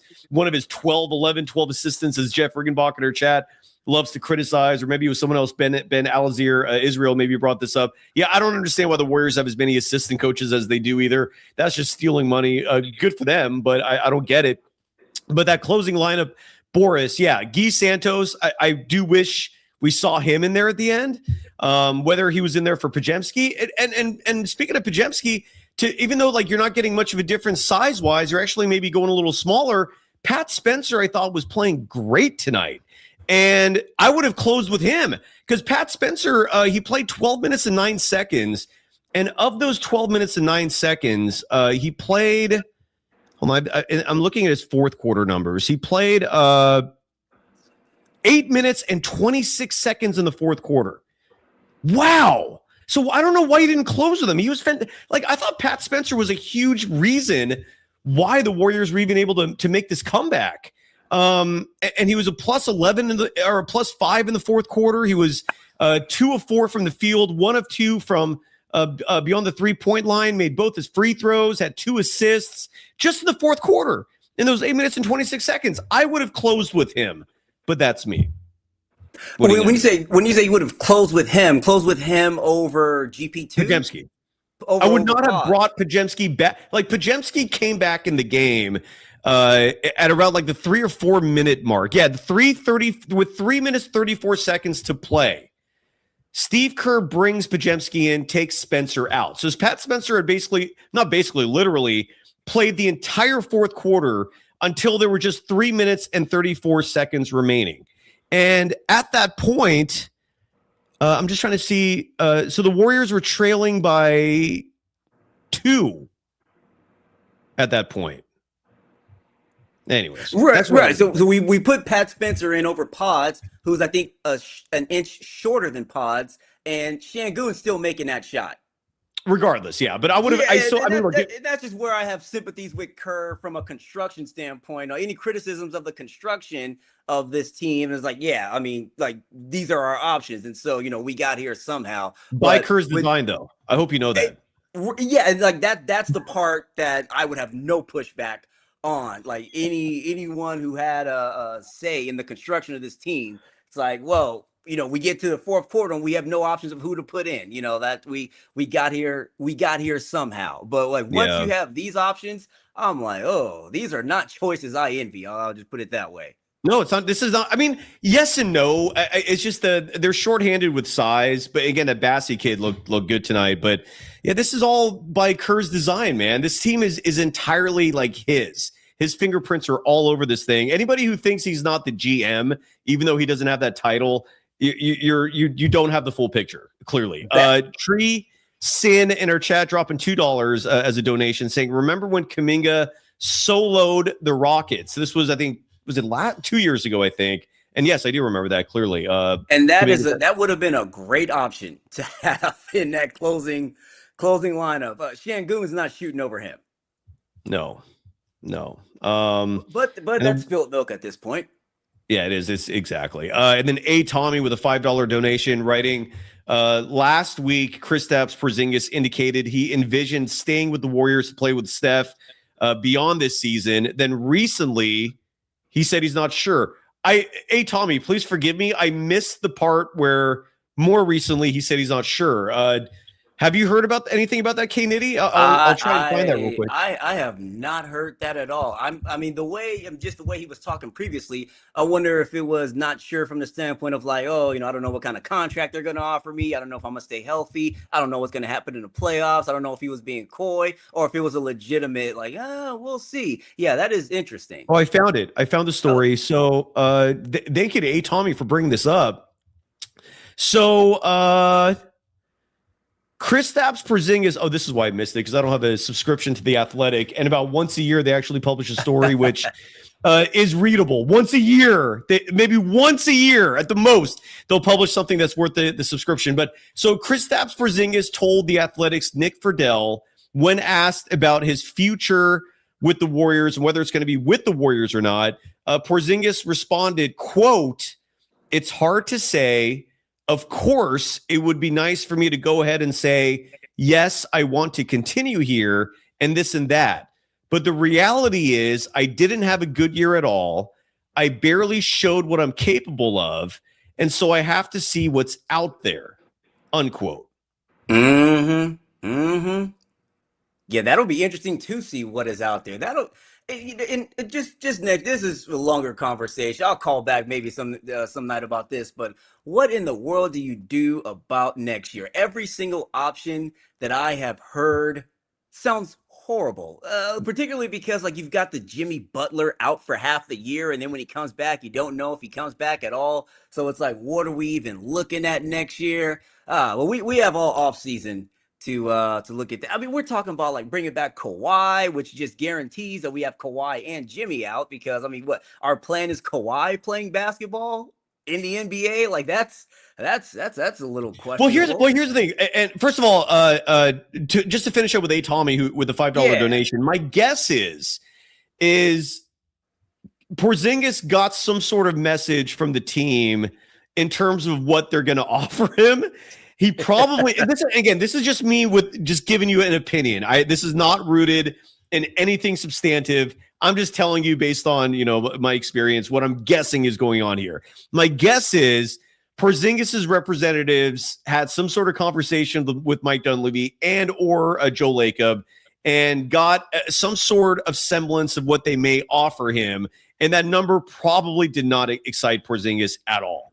And again, this is someone who's currently making $30 million a year. And regardless of, how good or bad this season went, in his head, and again, most professional athletes are sorely lacking in perspective, right? So in his head, he's probably thinking, oh, maybe I'll make 25 next year because I was unavailable. And maybe he heard something like, we'll give you 5 or 10. And that probably rattled him. And he was like, oh, I don't know. And so here's one more quote in the same story that I think is worth mentioning. Kristaps Porzingis also told Nick Friedel in The Athletic, quote, "For me, I just wanted first to get to decent shape. Take care of that, which I am kind of working my way into. And then seeing the whole picture, kind of taking a step back, not to put too much pressure on myself. It's been a year like that, and we'll see," unquote. So that's my guess. My guess is he probably has a number in mind that he in his head thinks would make him happy. Warriors probably with very indirect, loose talks, casual conversation, probably told his representative something to the extent of like, whatever the amount is, it's probably far below what he expected. And so now Porzingis is having some self-reflection going, shit, if that's what the Warriors are offering, maybe I should kind of see what else is out there and if he's going to get bigger offers. So that's my guess for how that's going down. Tommy, mad respect for even bringing that up because I was not aware of that. And just for bringing up Tingus Pingus and enlightening us with this revelation, might as well play the whole clip. What the fuck did they do? Who the fuck is this? Who the fuck is Tingus Pingus? I never heard of fucking Latvia. You drafted this fucking kid. You stupid motherfuckers, you. That never gets old. Anyway, so there you go. Who knows what happens with Tingus Pingus? But what are your thoughts on Pingus? Do you like him with the Warriors? Everything has a price. I like everybody at a certain price. Everybody on minimum contracts. Absolutely. Come on. I mean, the other thing too, I'm curious on this regarding is how far apart do you think they are on the years? Because if the Warriors are looking to have a lot of their older players done after coming up next offseason, and then, we got Porzingis contract up, do we want to sign him for a 5-year contract? And maybe that's the issue. Maybe that's what it came down to. Maybe the Warriors were like, we'll give you $15 million, but for 1 year. And he was like, oh, I don't know. Who knows? But I'm guessing that's how this went down. Yeah. Because you're right. They're not going to give him a long-term deal. They are not going to do that. I'm confident of that. Because also, too, if we're talking about 1 year, it's like, I'll pay him Steph Curry money for 1 year. Would you? If it's coming off the books, what difference does it make? You know what I mean? Here's the thing. Well, here's the thing. If it makes a difference, not to us, it doesn't make a difference. But to the front office, though, because the Warriors will be over the salary cap. So I don't know what the luxury tax penalties would be, but something tells me the Warriors already tipping that line where for every dollar you spend on this guy, maybe you pay like a $5-6 tax back to the league. And so maybe to them, it does make a huge difference, right? Exactly. You're talking price. To us, none. To them, I could see. Yeah, exactly. Exactly. So which goes again to who gives a shit. But if we're trying to be accurate in terms of projecting what's going to happen, that you have to factor those variables into it as well. And the Warriors ownership does count how much they spend. They're not just wheeling and dealing freely.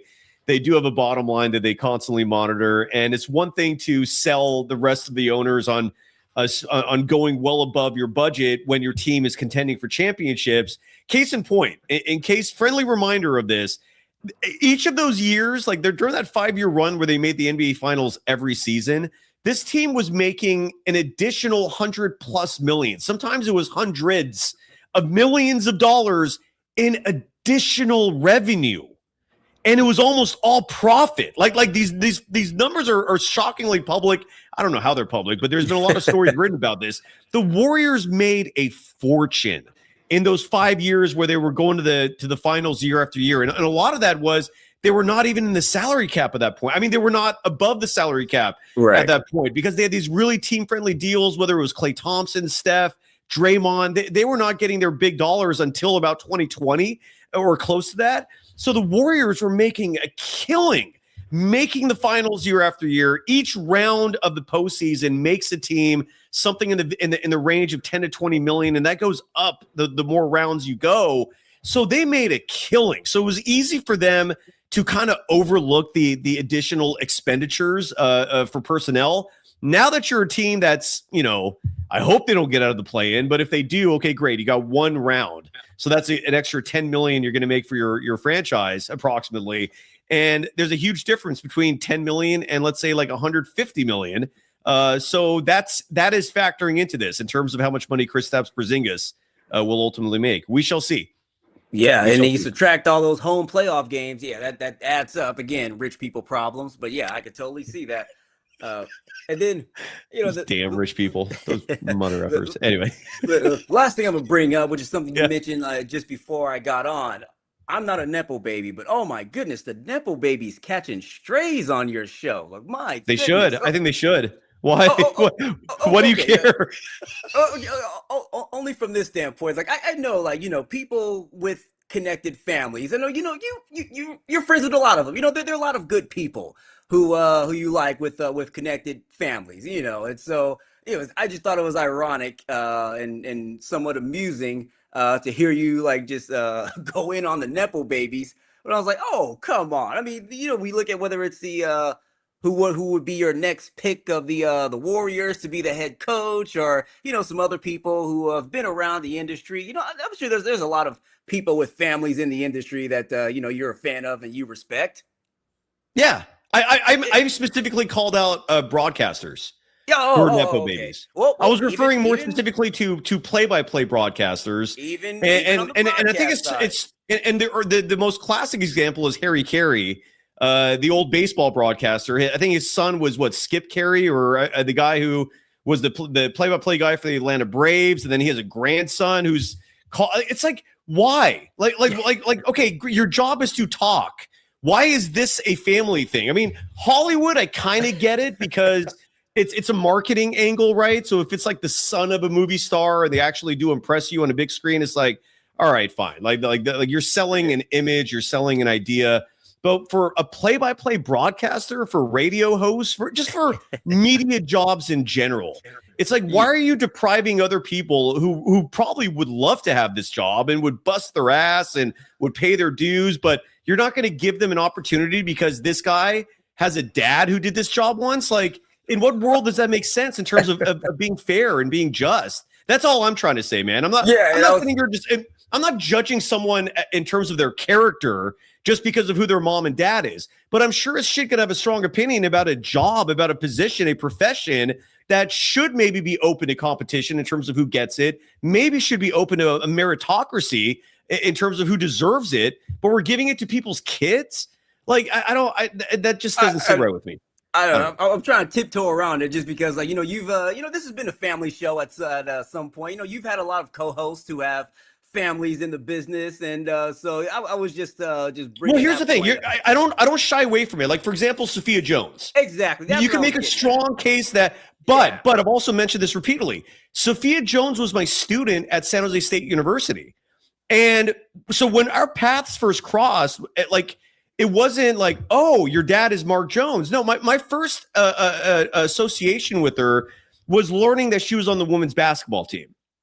And so we started having a conversation about that. Side note, Sophia Jones was a sharp student. Like I at San Jose State, I'd have on average for each writing class, because and that was also what she was a student of in one of my writing classes. Those are rigorous. Like I don't give out a lot of A's in that class. Like, I'm working hands-on with my students, and they all come out of this class feeling like it's a very rewarding experience for everyone involved, because all these students are coming out of that with their critical thinking skills just skyrocketed in terms of understanding what objective language is versus subjective language, and understanding how to write AP style, which is a very strict writing style that journalists follow. And again, the aim is to be impartial, right? And it takes a lot of skill to learn not just how to write like that, but also how to use a conciseness in your words, meaning only using verbiage that is necessary.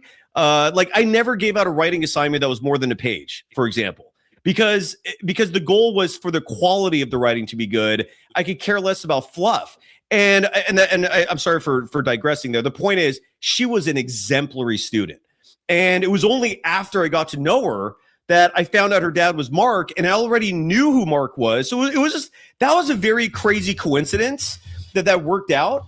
And so Sophia's got an incredible head on her shoulders, and not to mention like that job that I don't know if she's the Valkyries color commentator again this year, but she's a hustler, dude. Like, what most people don't understand is if you want to succeed in any field in life, you got to go get it.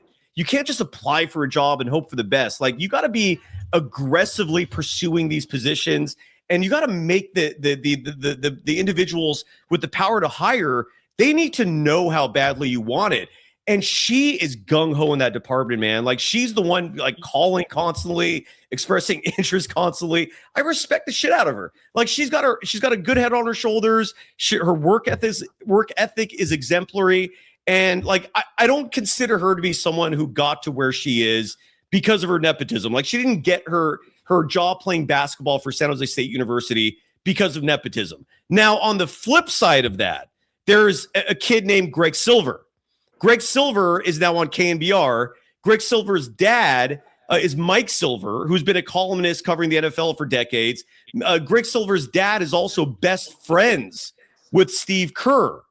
And I'm not going to sit here and support him as a Nepo baby. Like he was doing shows with me for a little bit, and he was aggressive too. Again, I respect if you're aggressive in terms of getting what you want. And Greg was very aggressively letting me know like he wants to be a part of this, and I gave him a shot. And so he was on this show for a few months, and then KNBR, because they are the poster child of an organization that promotes Nepo babies, they promoted him, and I never saw him again. And that's that.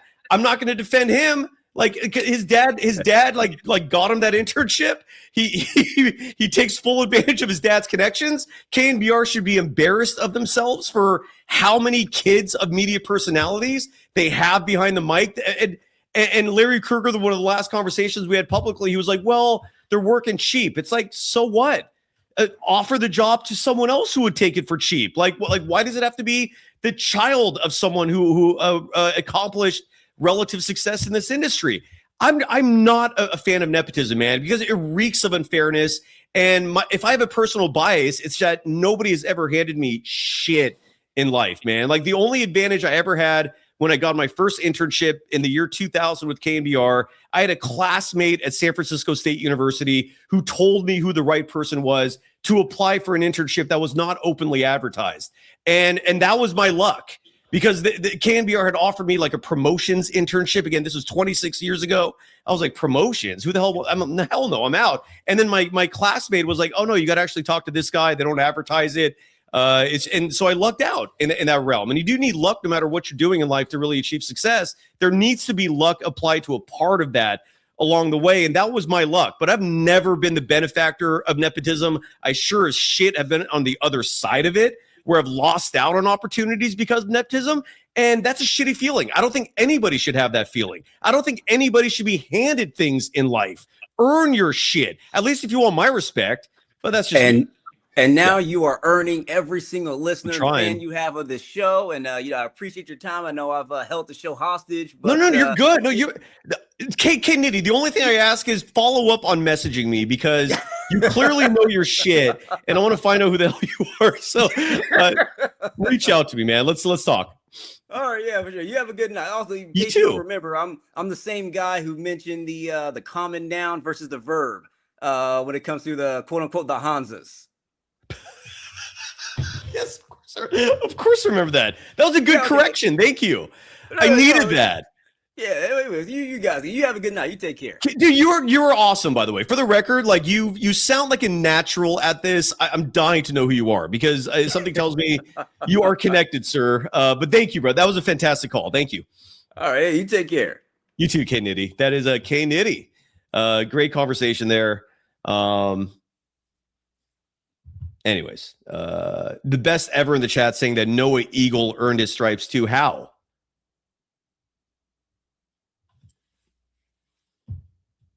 He precedes that by writing, to be fair, Noah Eagle went to Syracuse, which at least until recently has a fantastic broadcast program. A lot of people in this industry come from there. Now, with that said, the best ever of, let's say, the 20, 30, 50, 100 people who graduated with Noah Eagle, how did Noah get this job? like, are you sitting here telling me that just because they went to Syracuse that he automatically earned it? A college degree by itself is not earning it. A college degree with an internship, with working your way from the bottom up, that's earning it. Not just going to school and then being handed one of the most prestigious jobs on the planet. Agree to disagree otherwise. But and the best ever saying, stop being bitter. How about stop just putting the blinders on for the injustices of this world? How about try that? How about try just living in reality instead of like shielding some hard truths just because it doesn't present a positive message? How about that? I don't like nepotism. I will not support it. I'm sorry. And look, I get there are exceptions to everything. I get that. And I'm also, again, for the upteenth time saying that me criticizing Nepo babies is not me criticizing their character. I'm just criticizing how they got to a position in life where they have a job that probably a lot of other people want. And that job is what we all need for life sustenance, to put a roof over our heads, to eat food, to survive. We all need to work. I glaze who? Arc Wacto? Like he's some prophet? What does it have to do with anything? What does it have to do with nepotism?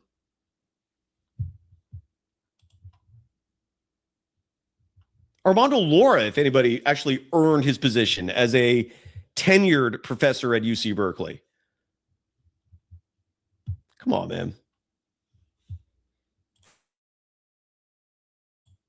I like the chat already has like theories for who that caller was. That caller definitely knew their shit. Great call. Respect to you, sir. See, that's someone who came in and was like, I like Steve Kerr, I get it, and that was 100% respectful conversation. That could easily happen, regardless of your feelings for Steve Kerr. All right. I see Shardall waiting. I wanted, before we start to, okay, see the best ever in the chat saying some of your takes ain't great either. Name one. Oh, let me guess. That trading Kuminga was a bad idea. Agree to disagree. Not to mention, if you think that was a good take on your end, again, agree to disagree. Name some of my bad takes? Be specific. If you're gonna take shots on me, man, provide specificity. See, there you go. Of course, Pupinga. Of course. As this team is like surging, as again, you ignore half of the game of basketball, which is defense, that Kuminga is exceptional at. As you ignore the fact that there is a future and everything is not just at this exact moment, meaning what are the Warriors going to do next year? How do they benefit long-term trading Kuminga? Give me a break. All right. So, and then this is a dumb stat, and I'll explain why. Bee's Knees is saying Kuminga's playoff record when playing over 16 minutes, 0-7. I have no clue if that's true. Wouldn't surprise me if you're gaslighting. A. B. I remember him starting games the same postseason. They won a championship. Are you a Warriors fan? Or what are you exactly? Or did you love Kerr more than the Warriors? Because I have love for players who helped the Warriors win a title. Do you? Apparently not. Bee's Knees. Insulting the program, saying this podcast is a punchline. What's the joke?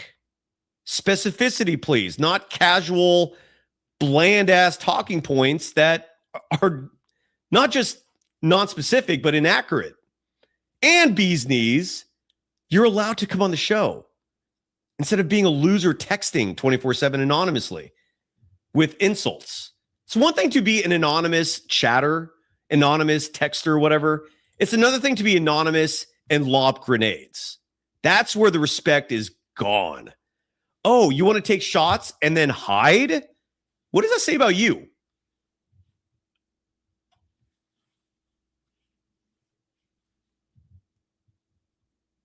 Oh, I see. So Bee's Knees is another Kuminga hater. These douchebags. God damn it. You really are just stupid mother effers. You really are. Bee's Knees, I'm not going to even let you stick around.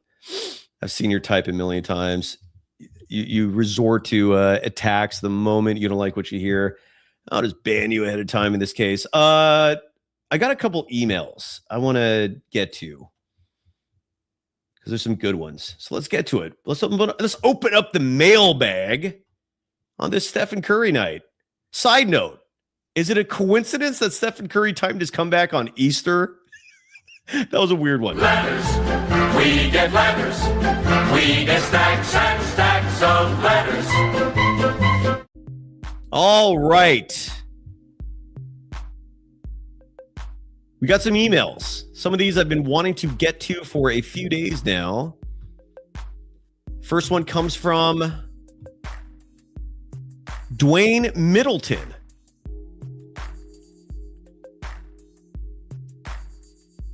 Who writes what's called, it's a poem. He wrote us a poem and he calls it a Stevie Ditty. Dwayne Middleton writes, there once was a man who sat on his rump. Actually, you know what? Before I continue, I think better music needs to be presented for that. Let's go with like poetry music.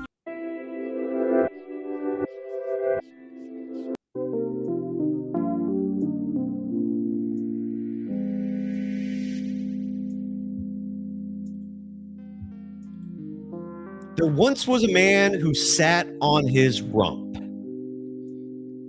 Serendipitous was he, much like Forrest Gump. Taking credit, did he, for the hard work of others, while his silver tongue has the media drunk.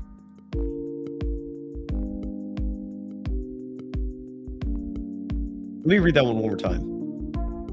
The word drunk, what is it? What does drunk rhyme with, Dwayne? I love this poem, or maybe it's not supposed to rhyme. One more time. This is from Dwayne Middleton, who calls this a Stevie Ditty. There once was a man who sat on his rump. Serendipitous was he, much like Forrest Gump. Taking credit, did he, for the hard work of others, while his silver tongue has the media drunk. Drunken Gump. I get it now. That's a good poem. As usual, I enjoy the show. Thank you, Dwayne Middleton. Is this our email music now?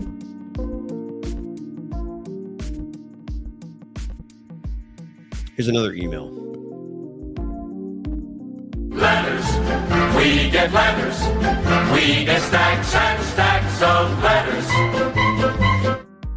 This one is from Israel Brown, who writes, hey, Cy, Don Nelson is my coach. My first coach of my favorite team. Winston Garland was my first favorite player.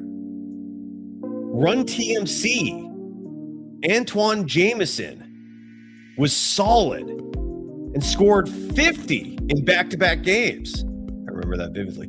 We believe it was the Chris Webber saga that made me question Nelson for the first time, but ultimately it was that dumbass rookie contract they had Webber sign.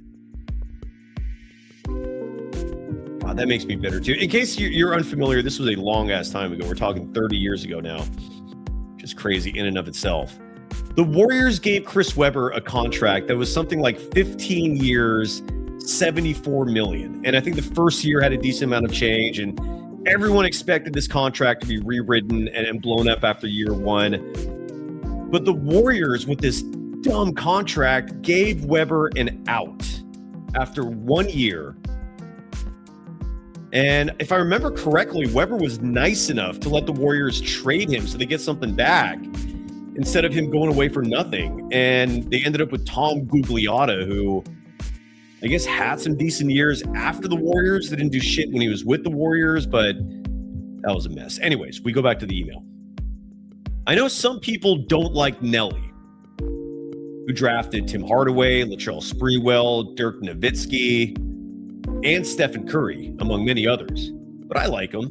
He did gimmicky offenses and constantly had his players play illegal defense, but he was entertaining and focused on scoring the basketball. Now on to Steve Kerr, the Warriors' hopefully lame duck coach. I remember Steve Kerr as a solid player on some championship teams. There were no illusions of him being anything other than a role player on any team in the NBA. Steve Kerr probably remembers being wide ass open while Michael Jordan scored through a triple team. Occasionally, Jordan would toss him the pill, think him in the ball, and Kerr would knock down a wide open shot. And while it didn't show up in the box scores or necessarily pass the casual eye test, Kerr probably remembers that he was a solid defender. And if Jordan wasn't such a ball hog and would have just run the offense, Kerr could have contributed more points because he was always in proper position for a great shot. Kerr believes in no kings, even though President Trump literally just took down a king named Ayatollah. And it translates to the basketball court. Michael Jordan took bad shots and Kerr will not allow it on his team. He wants cogs. It makes me think that maybe Kerr doesn't necessarily love Curry as much as he is helpless to do anything except help Steph. Over his amazing career, Steph Curry has hit shots that very few players in the NBA would even attempt. And much like Michael Jordan, the offense is him, and without him, it's mediocre. That being said, Kerr finally has a roster that actually needs his type of Gene Hackman from Hoosiers offense. With just a couple guys capable of going one-on-one and getting to the hole or hitting mid-range shots, these guys need each other to score. Next season, all of these guys playing right now will largely be improved. And if Tingis and Steph and Jimmy can play 60 games each, the Dubs may have a deep playoff run in them. Getting run in the play-in is good for the young players who will hopefully make visible strides going into next season. P.S. Pajemski can dunk. Mr. Silax. Oh, so Mr. Silax. All right, sorry. Sorry for outing you. What is the matter? Friendly reminder, if you don't want your identity revealed, please don't email me, or at least make it very clear. So Israel, thank you, sir. My only pushback on this email is the premise that guys playing right now will be largely improved next season. Who? Silex, are you in the chat?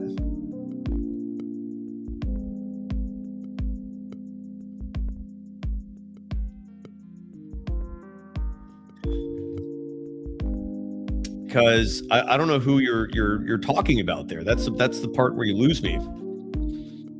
I mean, Guy Santos, yes.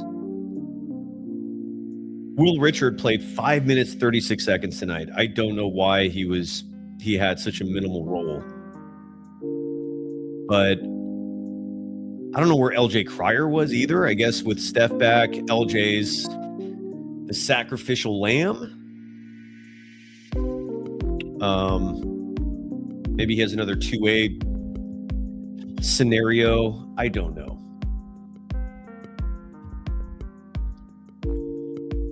Anyways, thank you very much, Mr. Silax. One more email, and then we'll wrap the show up with a scoreboard chat. Letters, we get letters. We get stacks and stacks of letters.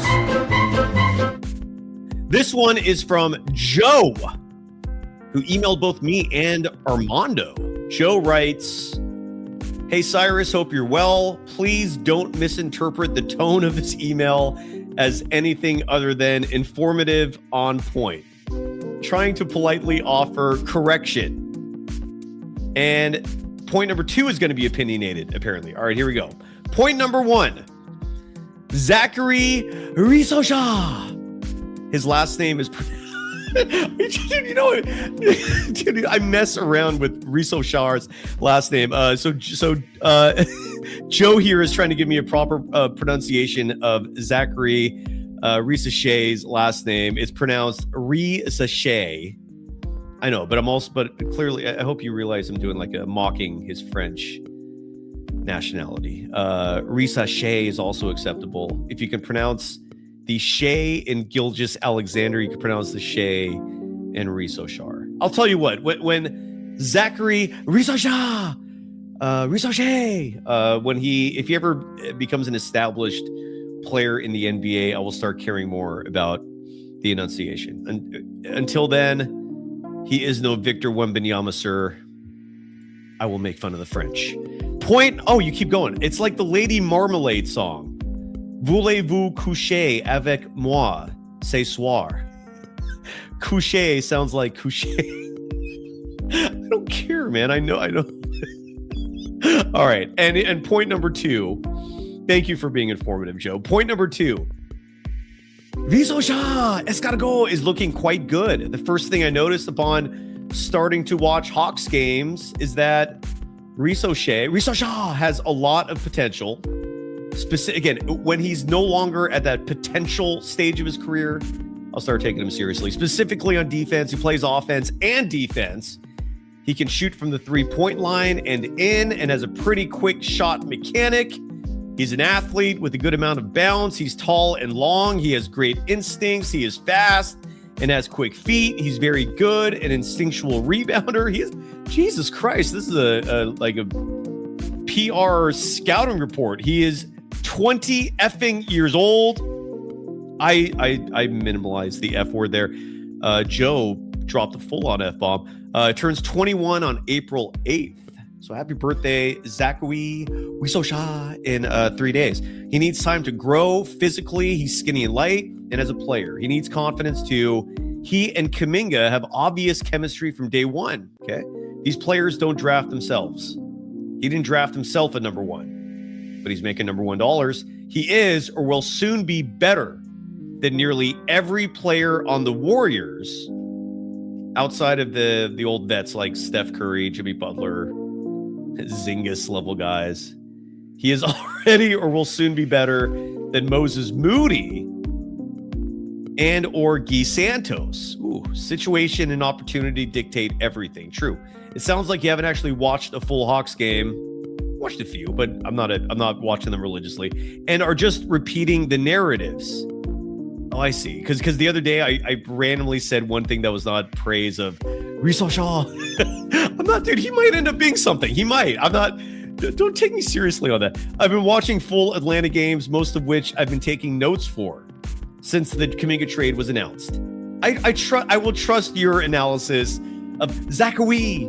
As soon as the JK trade was announced, I went back and watched at least the 3 games prior to the Kuminga trade. And since then, I've watched every single Hawks game in full with the same attention to detail I'd watched Warriors games for the past 5 years. Some games I've watched twice. Please check with Armando. Ask him if I'm wrong on anything I've just said about Risosha.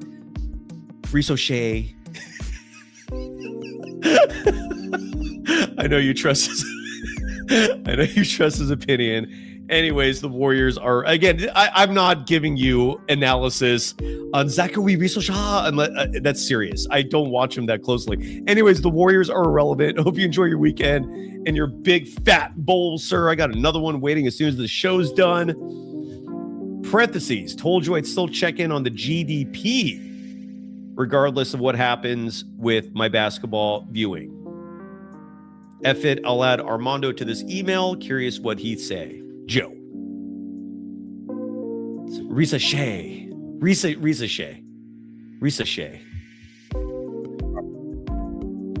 I'm still going to go with Risosha. Zachary. Zachary. He might be good. I don't know. Neo 5 Cali in the chat saying Rizzo Shaw reminds me of Sean Livingston. I don't know the ball handling. Like Livingston was like had legit point guard handles. I don't know if Rizzo Shaw is anyways,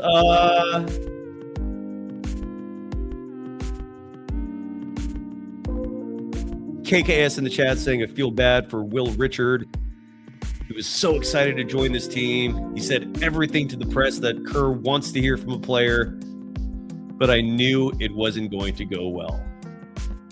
Yes, sir. We switch music back, right? We're at the email segment. All right, let's go through the scoreboard. A lot of games on this Sunday. We'll see if Chardol's available. I see some people in the chat saying he's on 95.7 The Game. I hear a lot of chatter about the Warriors' flagship radio station on the show tonight. What are they saying that's so interesting or lack thereof? Anyways, let's go through the scoreboard. Oh, no. Before we do that, one other thing. I want to see if there's any sound that I should play. We heard from Steph and Curry earlier.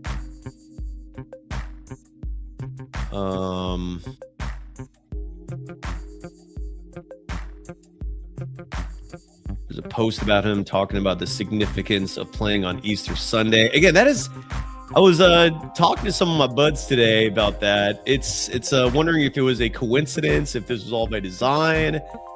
Steph is a very religious man. That's why it made me curious. Not that there's anything wrong with it, but it's just peculiar is all. All right. Let's go through the scoreboard. A lot of games on a Sunday. I'll play the open for the danger zone. We'll see if Chardol's there. I'm a stay-at-home son.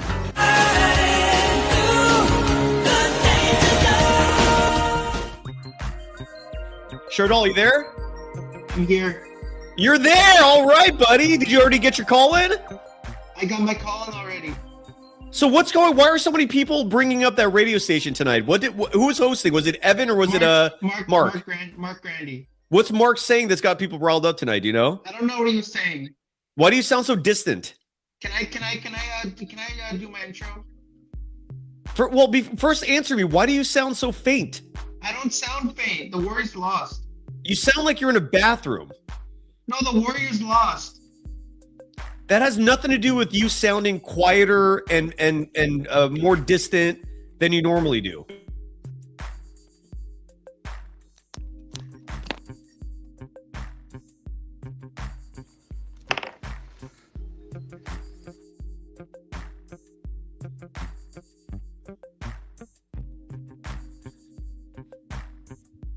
What about now? Much better. What did you do?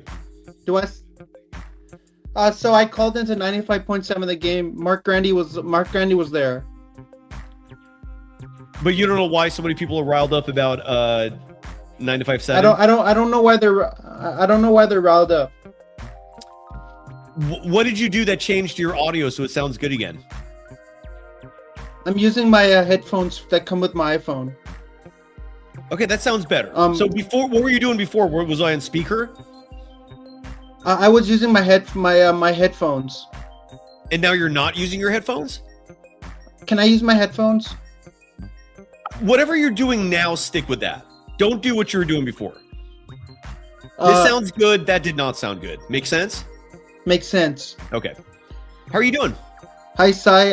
I'm doing great. How are you doing on this late night edition on Golden Days?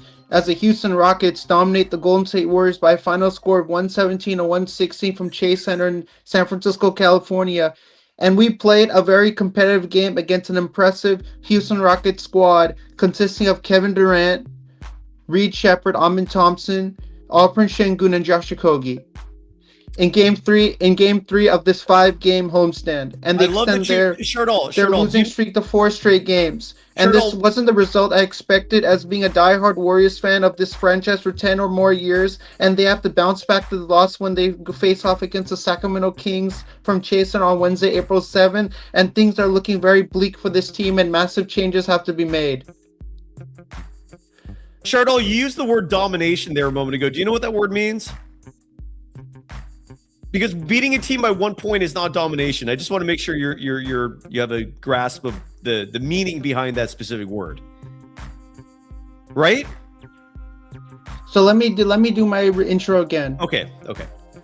Hi, Cy. I'm doing great. How are you doing on this late night edition on Golden Days as the Houston Rockets take down the Golden State Warriors by final score 117-160 from Chase Center in downtown San Francisco, California. And they played a very competitive game against an impressive Houston Rockets squad consisting of Kevin Durant, Reed Shepherd, Amin Thompson, Alperen Şengün, and Josh Okogie. In Game 3 of this 5-game homestand, and they extend their losing streak to 4 straight games. And this wasn't the result I expected, as being a diehard Warriors fan of this franchise for 10 or more years, and they have to bounce back after this loss when they faced off against the Sacramento Kings from Chase Center on Wednesday, April 7th. And things are looking very bleak for this team, and massive changes have to be made. Did you watch the game? I watched the game. It was entertaining. Why does Kenneth Contreras dislike you so much, Shardal? I don't. Address him. Kenneth, him, right? why do you hate me so much? I'm such a nice person. Like, look, Kenneth goes, no, stop, please, my ears, and that's just some of it. I'm not a bad person. I don't know. I know don't you're know not. why. I don't know why people are saying I'm a bad person. I come on your show every single night. It's just one person. I come on your show every single night, and then people are hating me for some reason. I don't know. One person, Shardal, and you know Kenneth. Remember, so that's why I'm wondering if there's something going on there that I'm unfamiliar with. But there's nothing going on. There's nothing going on between both of us. Okay. People thought there was some hostility going between me and Kenneth. Shardal, Mick G in our chat and Riz are both asking, why do you love Mark Grandy so much? I like Mark Grandy and Evan Giddings. What do you mean? Why do I like Mark Grandy? He's such a great radio host on 95.7 The Game. I like both of them. Talk one, so I don't know. I'm a big fan of Mark Grandy and Evan Giddings. I'm not disagreeing with you. I like can't both of them. add to that. I've never. They're both amazing. They're both two amazing people. Good. Tracy McKindle in the chat, by the way. Great job, Tracy, writing that. Apparently, Mark Grandy started tonight's Warriors Rockets post game show. Where the hell did your chat go? Apparently, Shardal, I don't know if you caught this, but apparently Mark Grande was going off on quote unquote fans. Here it is, because Brandon Pajemski was booed at Oracle Arena the other night. Shardal, are you familiar with that story? So I was listening to 95.7 The Game, and Evan Giddings made a comment that why are people showing so much hate on Pods? I mean, I know Pods is not my favorite player, but he's been busting his ass playing for the Warriors, and you're booing, and people are booing him. That's what Evan Giddings was saying, and he was very fed up with that. Like, he said that, why are you showing so much? Well, why does Mark care? Why does anybody care? No, Evan Giddings. Because Evan Giddings was on in the morning show with Dan Devone, and Evan Giddings was on where they were calling in the morning on 95.7 The Game. But and Mark Evan was saying that tonight, though. No, Evan Giddings was saying that. The other guy.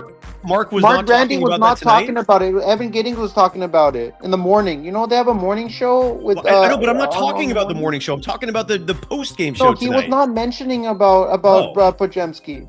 Oh, okay. At the Giants game, he wasn't mentioning it. Okay. How did you? What made you bring it up? Because nobody brought it up on Warriors wrap up. So what made you bring it up?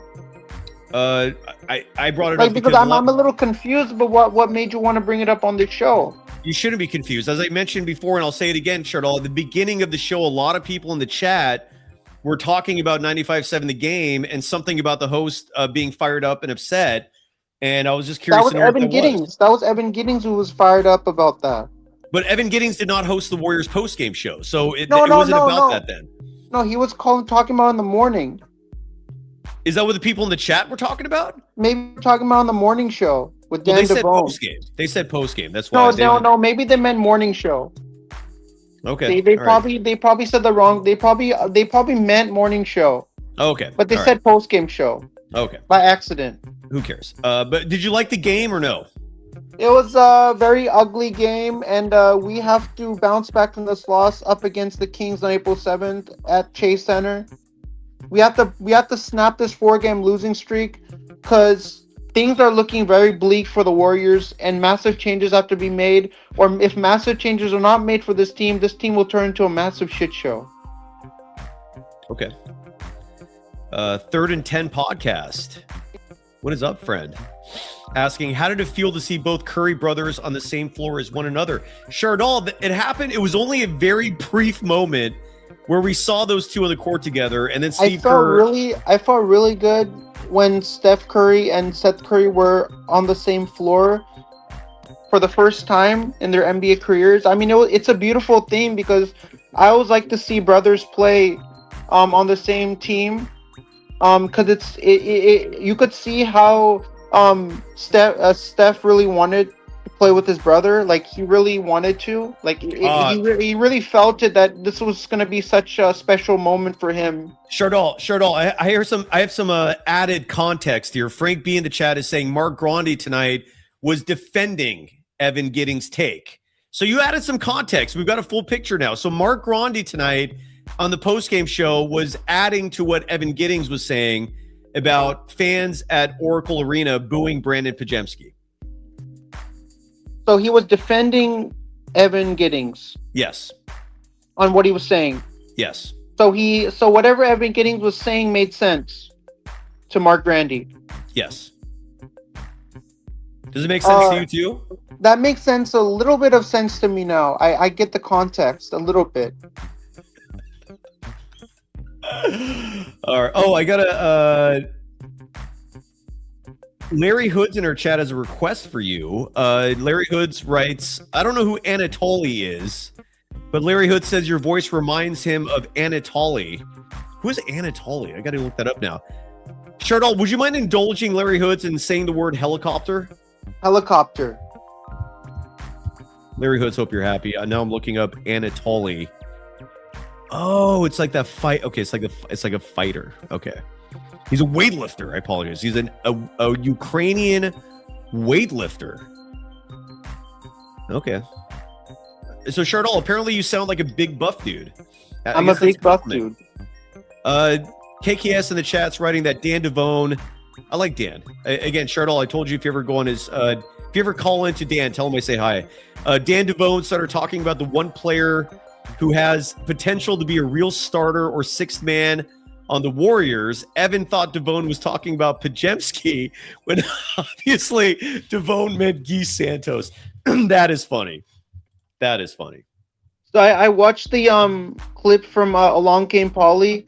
Yes. With I Sharded scene. Yes. Where Philip Seymour Hoffman was talking to Ben Stiller. Yes. And then he whispered in his ear and it said, I sharded. And then Ben Stiller said, you're the most disgusting man I've ever seen in my life. But and that was such a great clip. And now you brought that clip to me. I cannot stop watching that clip at all. Like, by the way, that was so funny. Like, you thanks for bringing that clip up to me. I googled it on YouTube. Well, because back then, I cannot stop watching it. So I have to give you a lot of credit. Chardal, you were a kid when that movie came out. I'm guessing you were very young. I'm saying I have to give you a huge amount of credit. Thank you. I'm guessing you were a kid when Along Came Polly came out because you're 29. I was a kid when Along Came Polly came out. And so when that movie came out, there were no memes, there was no social media, and so like common words like shart would only spread through word of mouth, right? Like it had to be something very catchy in order for it to spread like wildfire, like things do now. And so the word shart was somewhat common in average American nomenclature, but it wasn't as nearly as well known as it became after the movie Along Came Polly. And then Philip Seymour Hoffman, rest in peace, introduced it to the world. Shart. So I went on a YouTube channel. Yes. He covers the Giants and the Kings. He's this young content creator. And I went to his channel and I mentioned sharded. and then he said, "I know what sharded means," because everybody probably watched Along Came Polly, so everybody knows what the word sharded means. Well, that's a 20-year-old movie, Cheryl. That word's been around for a long time now. But I'm trying So to say I back mentioned then, that word sharded, and then somebody actually knew what that meant.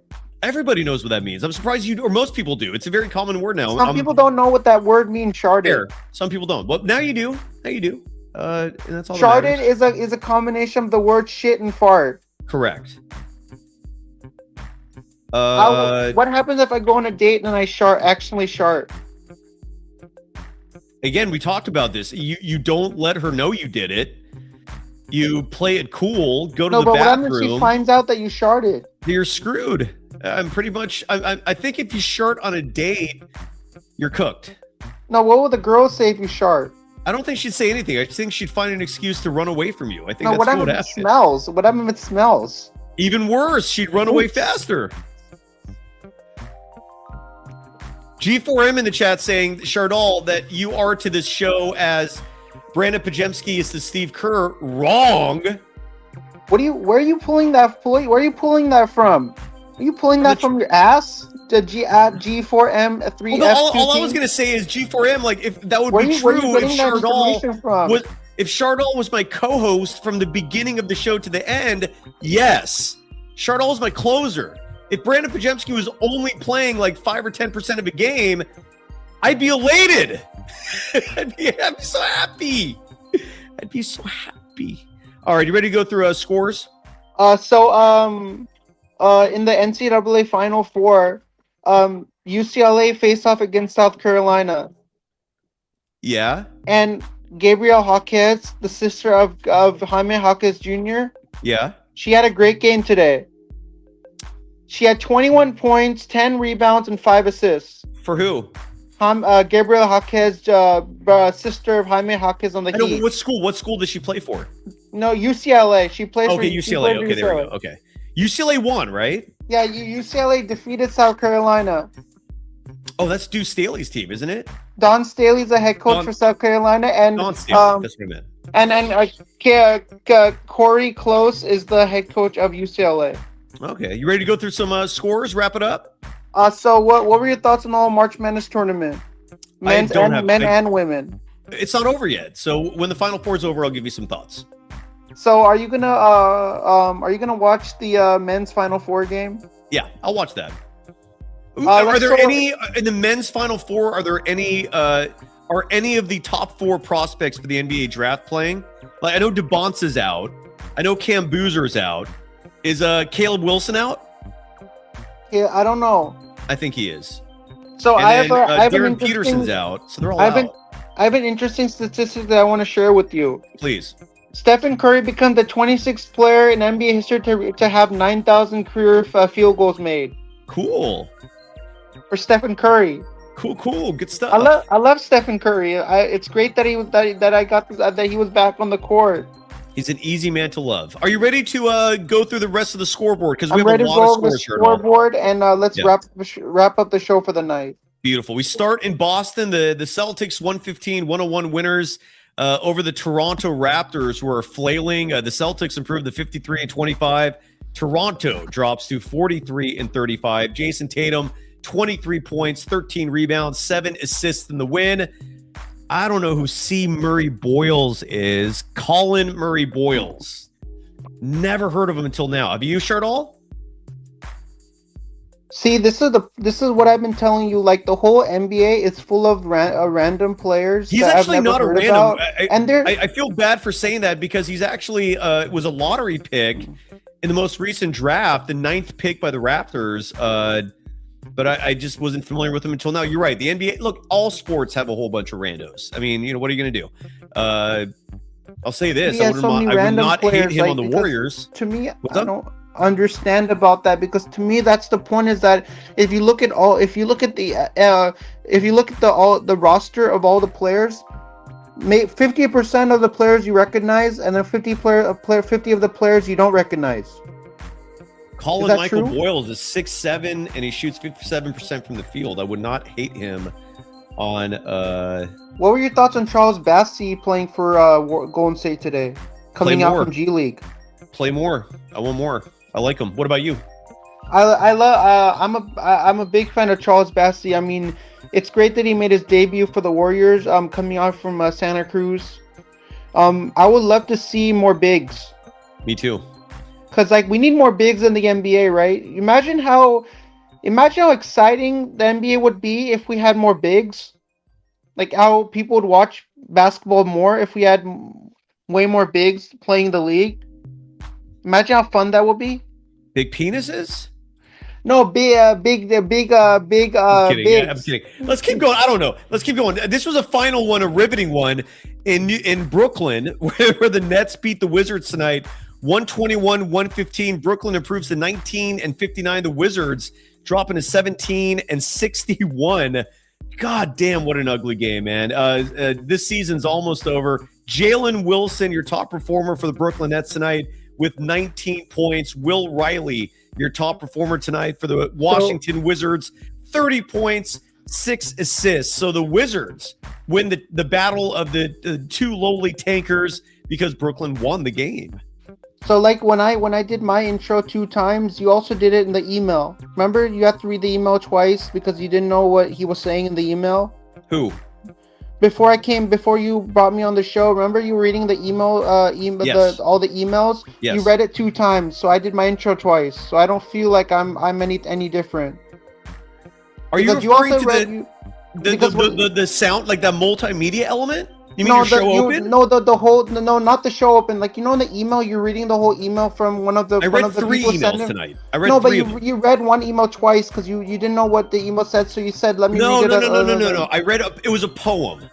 It was No, a but poem. then you read the poem twice. I read the poem twice because I just wanted to get a good feel for it. So same thing for me. I said my intro wrong the first time, so then I said it right because Okay. I said dominate, and I know what they didn't the Warriors did not It's not a big deal. dominate. Shardell, it's The not a big Warriors deal. did not dominate the It's okay. Rockets tonight. It's I know okay. I know what the word dominate means. Okay, I trust They you. won I by trust you. 1 point. They did not dominate the team tonight. Yes, it was Warriors almost won. I mean, it was kind of crazy they lost. A final score in Chicago. Doubles. You're getting it. The Phoenix Suns beat Chicago United. Yeah. I'll say doubles. Ditka and Doubles. sausage. Ditka and sausage. Ditka sausage. Ditka sausage. The Suns 120-110 winners tonight over the Chicago Bulls to improve the 43-35. The Bulls dropping to 29-49. Devin Booker 30 points in the win. Trey Jones with 29 points, 6 assists in the loss for the Bulls, who dropped to 29. Oh, already said the records. Interesting moment from this game. I retweeted it. Yeah. You know in the SNL sketch where Chris Farley and it was a Chicago Bulls theme sketch. Peyton Manning was in one of the sketch. If you look on YouTube, Peyton Manning was there with the 2 hosts from the Chicago Bulls sketch, The Bulls. Yeah. Peyton Manning was there. Just look on YouTube. There's it was a newer one. Yeah. Peyton Manning, the Denver Broncos quarterback, I think he was a guest. He made a guest appearance as part of that, like when they were talking about the sketch. Did you see it? I have not seen that sketch, no. But I saw Peyton Manning. I saw Peyton Manning acting in a movie the other day. It was a movie with Will Arnett. Is This Thing On? I think that's what the movie's called. I was a little surprised, and I thought he did good. It was a real acting role. So I'm planning to watch that movie on April 24th. There's a Michael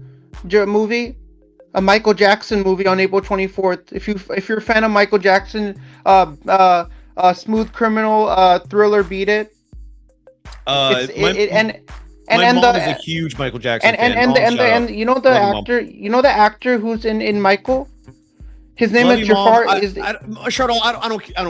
is Jafar Jackson. Are you a big Michael Jackson fan, Shardell? That's the gist I'm getting. Jermaine Jackson's his uncle. Are you a big Michael Jackson fan? I'm a big fan of Michael Jackson. I love Beat It, Smooth Criminal, and Thriller. The only Michael Jackson I have are these little clips. It's ignorant. You're being ignorant. It's Michael Jackson. He's on our show. Michael Jackson, South Park. There's an episode called The Jeffersons. where Michael Jackson comes on the show. Armando Laura in our chat email sharing a follow-up email from Joe, who was trying to correct me earlier with Zachary Wisosha. And Joe emailed Armando with these sentiments. And this is Joe, the emailer, talking about tonight's Warriors-Rockets game. 1, disgusting lineup of 4 tiny guards at a time. Steph with the hero ball chuck, trying to make a moment, saving Podziemski to inject him into the game in the last few clutch minutes with Curry. 2, to try and attach him to these moments. Despicable. Rockets falling apart. Almost lost that shit. Yeah, this Joe's analysis. Good analysis. What is up, Professor? Good to hear from you, brother.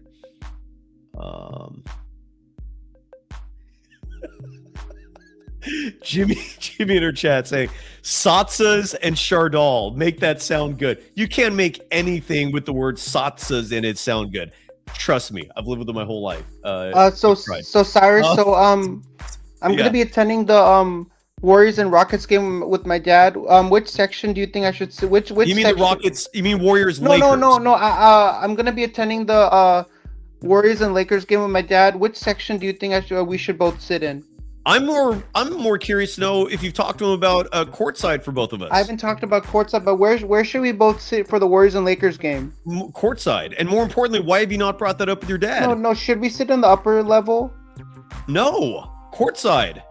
But it's too expensive for my dad to buy courtside tickets. So Well, should we sit in the upper? So we should in the upper level or lower level? Lower level. Lower bowl or upper bowl? Lower bowl. What is better?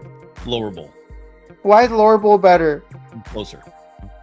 No, but it's too expensive, lower bowl. Oh, well then why ask? If it's too, ask me for options that you can afford. How about that? Which sections can I afford? You tell me. I don't know what your which financial... sections do you recommend to me that are a little bit affordable to sit in? Just sit in the upper deck. Be with the people. Be a man of the so people. LeBron, Austin Reeves, and Luka Doncic are not going to be playing, and they're out for the season due to injuries. Crazy. Luka Doncic suffered a hamstring injury, and Austin Reeves tore his ACL. That's just from one game against the Thunder, and people want Steph to play that team. So Luka Doncic Hell and no. Austin Reeves will not play on April 9th when the Warriors play the Lakers. They won't play in that game. Abraham De Leon calling my last name Salsas. A couple of my friends joke about that. Cyrus, thanks for catching me when I said something. Thanks for telling me that you caught me. Like when I said something wrong. You mean with the word domination? No, so I'm happy that when I say something you catch me. I'm happy that you tell me when I say something you catch me and you say, look, you said something wrong. So before I say it, then I'm gonna embarrass myself. You're never embarrassing yourself, I promise. Let's finish up these scores. What do you mean I'm not embarrassing myself? It's not a complicated sentence. It's pretty straightforward. You're not an embarrassment. You good? Okay. You're fine. Okay. I want to mention real quick the Phoenix Suns Bulls game had a hilarious moment. And Benny the Bull, my favorite mascot in sports, the Chicago Bulls mascot. This is on his Twitter account. I retweeted it. So Dylan Brooks has this red routine he goes through before each game where for whatever reason he just stands on the court and stares at the opposing bench. He sits there typically like with his arms crossed and just stares, right? And Benny the Bull decided to stand there and just start staring back. And you know what? I'll just play it for the show. And forgive me if you're a part of the podcast audience, because I can't. There's nothing I can do about that. I try to describe it as best I can. I'm a big fan of Benny the Bull. Benny the Bull is one of my favorite NBA mascots. So this is Benny the Bull. I love Benny the Bull. And I know you're not. I said this is, and I'm going to share. No, the I'm screen saying right now. I'm saying Benny the Bull is one of my favorite NBA mascots. That's what I was trying to say. Yeah, Benny the Bull is awesome. So so this is the clip, and again for the podcast audience, I retweeted it. It's online, but this is Benny the Bull. I won't include any audio for this, but this is Benny the Bull and Dylan Brooks having just a stare down. It's comedy. So that's Benny the Bull. So like when you That's so Dylan what Brooks. so when Benny you the mean it's a Bull. stare And that's Dylan Brooks. so when you mean it's a stare down, or is Benny it the kind of Bull. like Dylan Brooks. so when you mean it's a stare Benny the down? Bull. Yes. What do you? so- Yes, that's a stare down right there. So when you That's mean so that stare down between Benny the Bull and Dylan Brooks, it kind of looked like in a country western movie where Yeah. you got the villain standing with the Yeah. gun pointed out, draw the Yeah. gun out, and then the other person draws his gun and they Yeah. shoot both of their guns. Like exactly what that looks like. like an old spaghetti western with a Yeah, Clint like you know Eastwood. where the guy stands on the far end with his gun. He pulls his gun out and draws his weapon. Then the other person pulls their weapon out and then they shoot. A final in Milwaukee. The Bucks 131-115 winners tonight over the Memphis Grizzlies. The Bucks improved to 31-47. The Memphis Grizzlies dropped to 25-53. Former Golden State Warrior Ryan Rollins, 24 points, 4 rebounds, 3 assists in the win. He was 4 of 7 from deep. So As at well, who's R. Rupert on the Ryan Rupert on the Grizzlies? I know who Ryan Rupert is. How do you know who? It's on the Valkyries. No, Ilyana Rupert. no, different Ryan Rupert. This is a second round draft pick in 2023 of the Blazers. Now So playing it's not Ryan Rupert. Ilyana Rupert on the Valkyries, Golden State Valkyries. He's not that Ryan Rupert. I don't know. A final in Cleveland. The Cavaliers 117-108 winners tonight over the Indiana Pacers. Donovan Mitchell 38 points, 6 rebounds, 6 assists in the win. Micah Potter 21 points, 12 rebounds in the loss for a Pacers team that drops to 18-60. The Cavaliers improving to 49-29. A final in Minnesota. So if I ever go to work and then I'm halfway in through my shift and I shart, what do I tell my supervisor? Well, first of all, how did your training session go? You work at Great America. It went good. So I have my department training this on April 12th. It's 6 hours long. How did it go? It's on the 12th. It hasn't happened yet.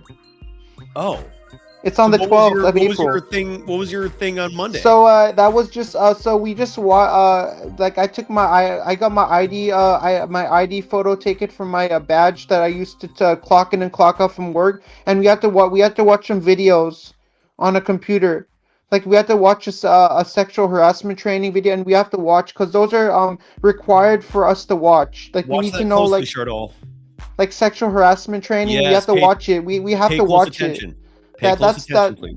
If we don't watch it, that's recommended. Like our department we're recommended to watch those videos. Shardol, in dreams in our chat. And we also have to watch anti-prevention videos, like what to do when there's an active shooter in the park. Like what happens if there's an active shooter walking around and you have to run, hide, or fight. Run away from the attacker, hide so the attacker cannot see you, and then fight as a last resort.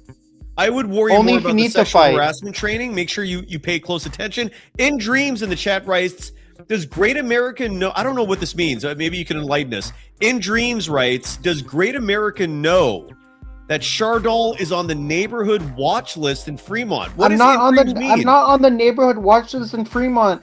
Oh. In dreams 159 is thinking that I'm some criminal, and then people are watching out for me. Is that what a watch list is? That's what it means, a watch list. Have you ever been arrested? No, I've never been arrested in my life before. So in dreams, you're lying. He's He's liar, lying. right? In dreams 159 is a liar. Do you know who Roy Orbison is, Shardol? I know Roy Orbison. You do? How do you know Roy Orbison? He sang the song "Pretty Woman." Yes, he did. Good knowledge. Good knowledge. He sang a lot of songs. He's a I love the crooner. song "Pretty Woman." Incredible voice. Well, we go back to Minnesota, where and you know the song "Pretty Woman." Yes, it was turned into a Bollywood Indian song. Oh, well, there you go. Okay, so we'll go going back to the NBA scoreboard. The Charlotte Hornets beating the Minnesota Timberwolves in Minnesota tonight, 122-108 the final. LaMelo Ball, 35 points, 8 assists in the win. Julius Randle, 26 points, 8 rebounds in the loss. Minnesota drops to 46-32. The Hornets improve to 43-36. Shardal, is it crazy to you that the Charlotte Hornets are a good team now? The Charlotte Hornets are a good team now. I know. Does that surprise you at all? That does not surprise me at all. It does not surprise. So you expected this? I expected this to happen. Because you know so your shit. the two players that are projected to be 2026 Rookie of the Year. Cooper Flagg or Con Kneppel. Cooper Flagg or Con Kneppel. What about him? To win the 2026 Rookie of the Year. It's gonna be close. Who do you got winning? Who do you got winning? You got Con Kneppel winning or Cooper Flagg? I would vote for Cooper Flagg, but I have no clue who's gonna win. Good. Con Kneppel? That would be my vote. Who would you vote for? No. I would vote for Cooper Flagg. Who would you vote for? Con Kneppel. You're mispronouncing. It's not Kneppel. It's. Think of it as two syllables. Ka. Repeat after me. Ka. Nipple. Nipple. So not ka areola, but ka nipple. Ka nipple. There you go. You know what? You know what knipple? You know what it means in German? No. Knipple means bat in German. So if he says he hit you with the knipple, he hit you with the bat. Oh. Really? Knipple is the word for bat? bat? Yeah, knipple is a German for bat. So if somebody hits you over the head with a knipple, they hit you over the head with a bat. Currently, courtesy of FanDuel, our official sportsbook, Cooper Flagg is the favorite to win Rookie of the Year. The odds are minus 210. Con Kneppel, second with plus 150. VJ Edgecombe, you can bet on him to win Rookie of the Year. Plus 50,000 are the odds. Going back to the scoreboard, the Orlando Magic, 112-108 winners today over the New Orleans Pelicans. This was in the Big East. Yeah. So I looked on Google. So Kneppel is a German word for a club, a stick, or truncheon. With the nail sticking out of it? So if you smack somebody over the head with a knipple, you smack them over the head with the club. Does the club have nails sticking out of it? The club has nails sticking out of it. That's my kind of weapon. It's a big stick with nails sticking out of it. Just from The Walking Dead. Just wow. I didn't even think about that. You're right. What was the bad guy's name? Dean Negan Winter was the character. His name was Negan, and he carried Lucille. Negan Lucille. Some people were like traumatized by that. We go back. I love Negan. Negan's my favorite character from Walking Dead. The Orlando Magic beating the Pelicans. Where did we bring Paolo Banchero, 23 points, 16 rebounds, 6 assists in the win. Yves Messi, 18 points, 13 rebounds, 4 blocks for the Pelicans, who dropped to 25-54. The Magic improvement of 42-36. Yeah, so you love the Walking Dead. Where did we bring up Negan? Where did we bring up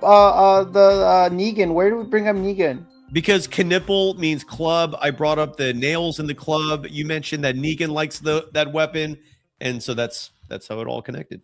So yeah, isn't this a post-game show, right, for the Warriors, and we're bringing up Negan from Walking Dead? Why not? Final in OKC. When my dad watches the show, he's gonna say, "Why are you bringing up Negan from Walking Dead?" He's gonna watch the show. No, but when he hears this is a post-game show and he hears we're talking about a TV show, he's saying, "What are you talking about? This is a Warriors post-game show. Why are you talking about TV shows?" And you could teach your dad, because we brought up Con Kneppel. Kneppel means club, and that the host of the show likes clubs with nails sticking out of them. You thought of The Walking Dead, so we talked about Negan.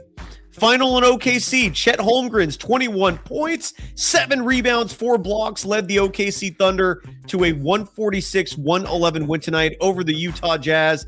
In OKC, the Thunder improving to 62-16. The Jazz dropping to 21-58. Brian Sensabaugh, 34 points in the loss. 2 more games, Shardal. We're almost there. You know why this Houston Rockets and Warriors game is kind of gives me nightmares?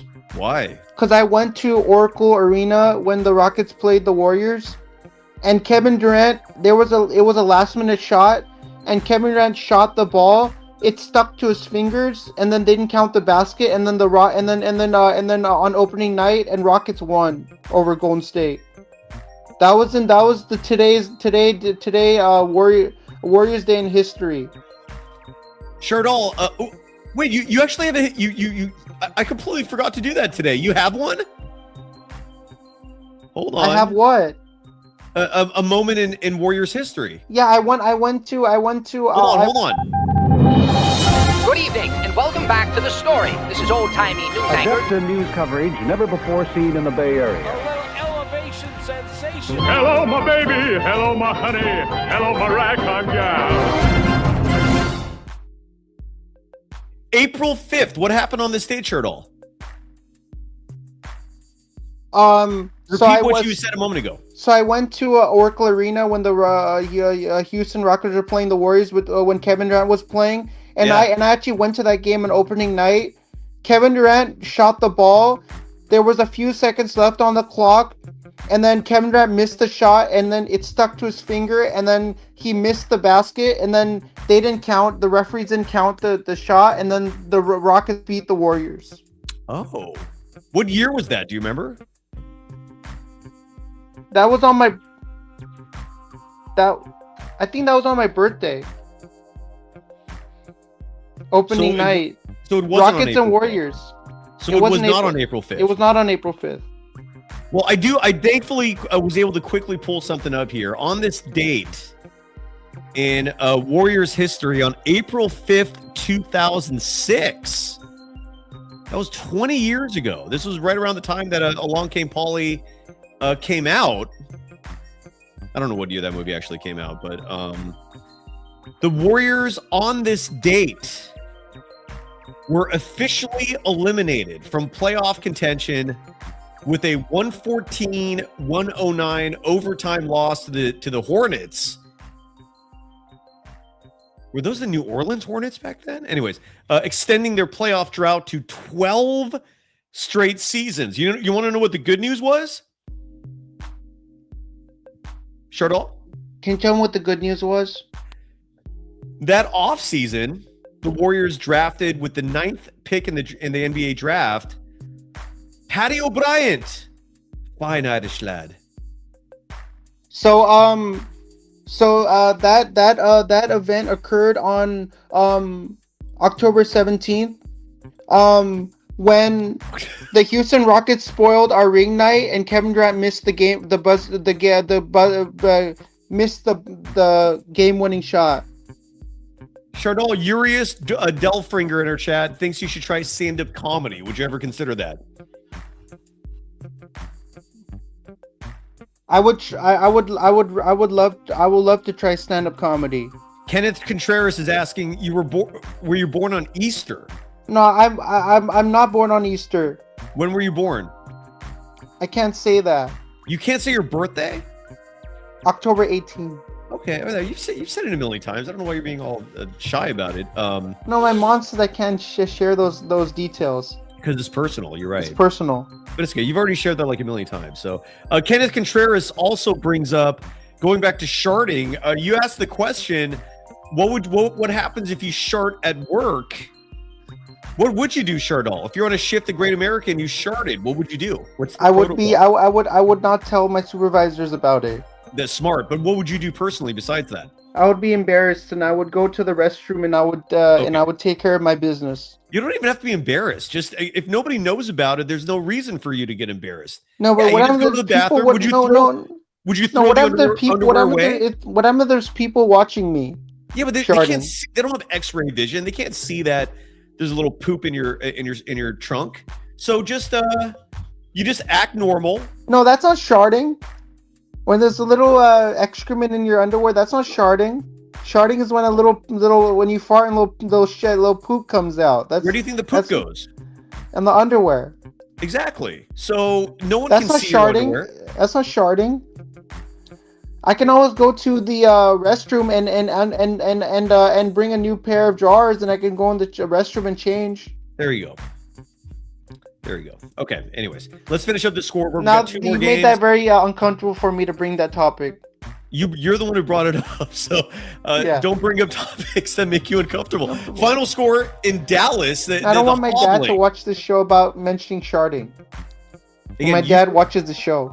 Okay, well then don't bring it up. You brought that up. A final score in Dallas. The flailing, the reeling, the plummeting, the dying The absolutely just collapsing LA Lakers.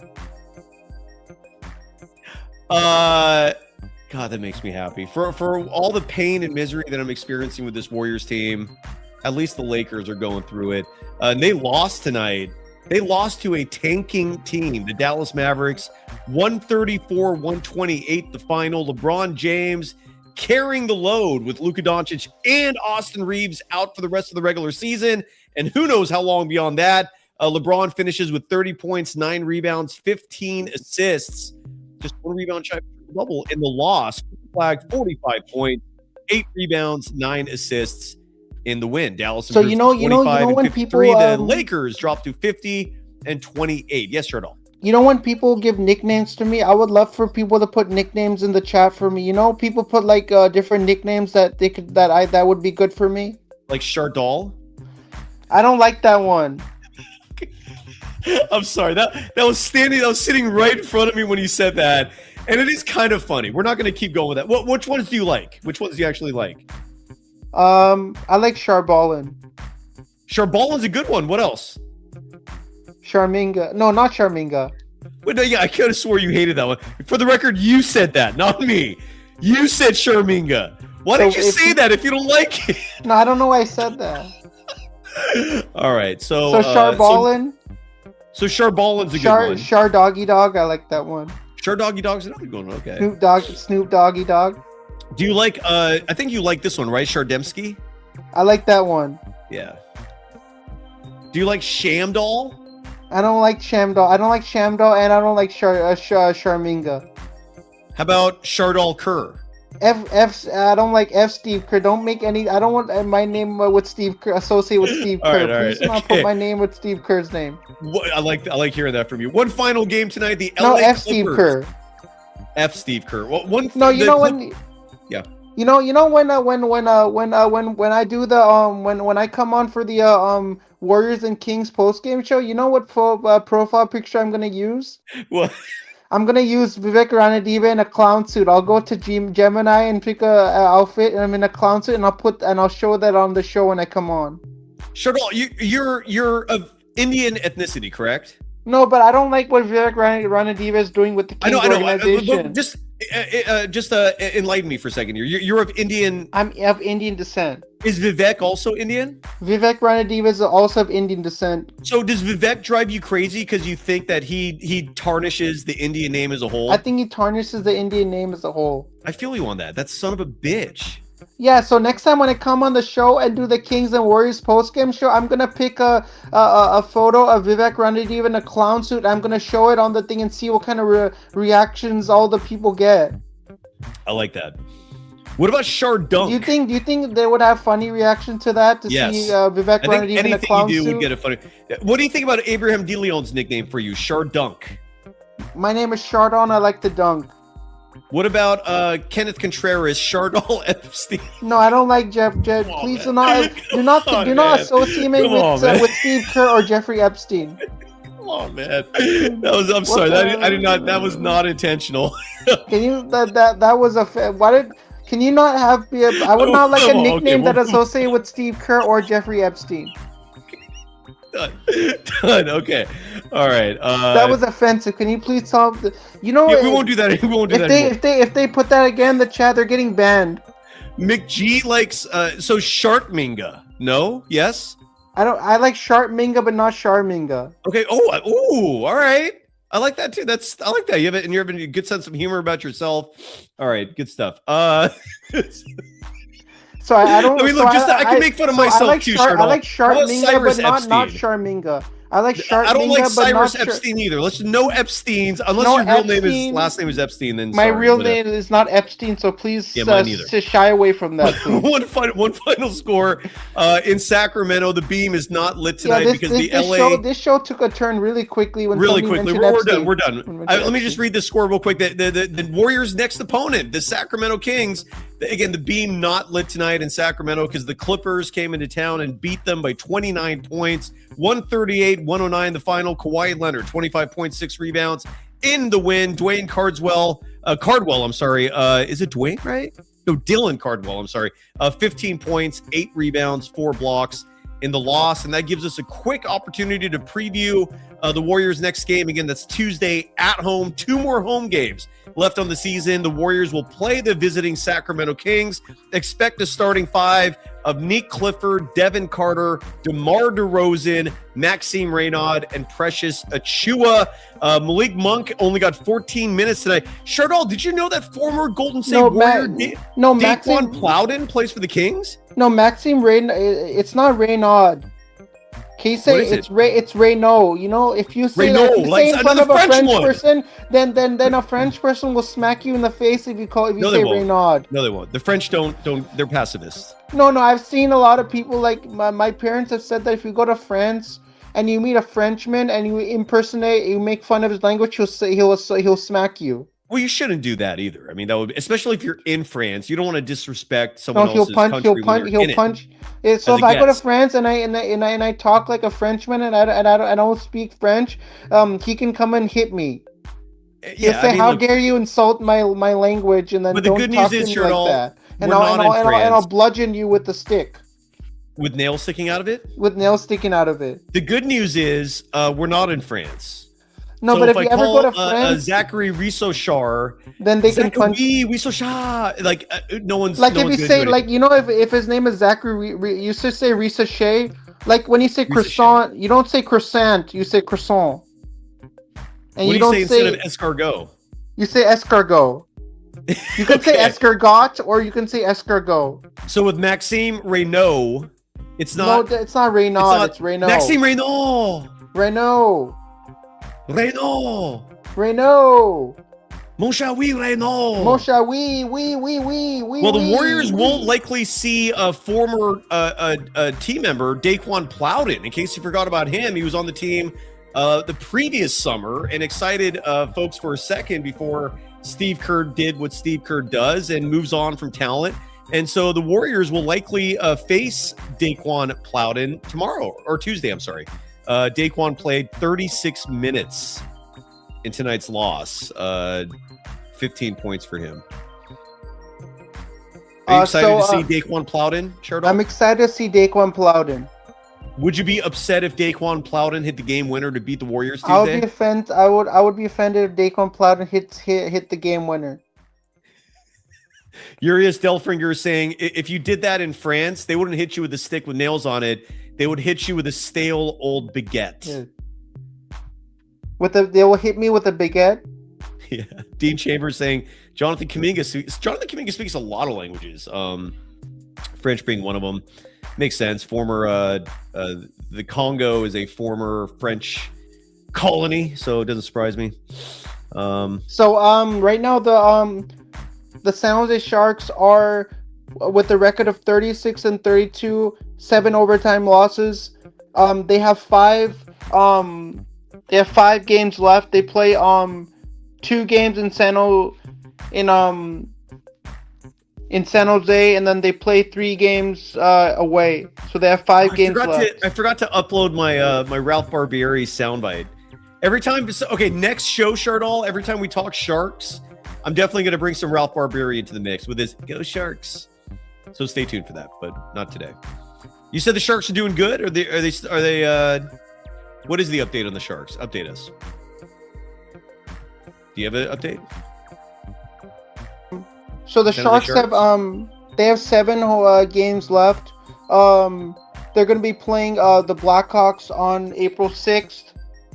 And then they play the Canucks on April 11th. And then they play the Oilers on April 8th.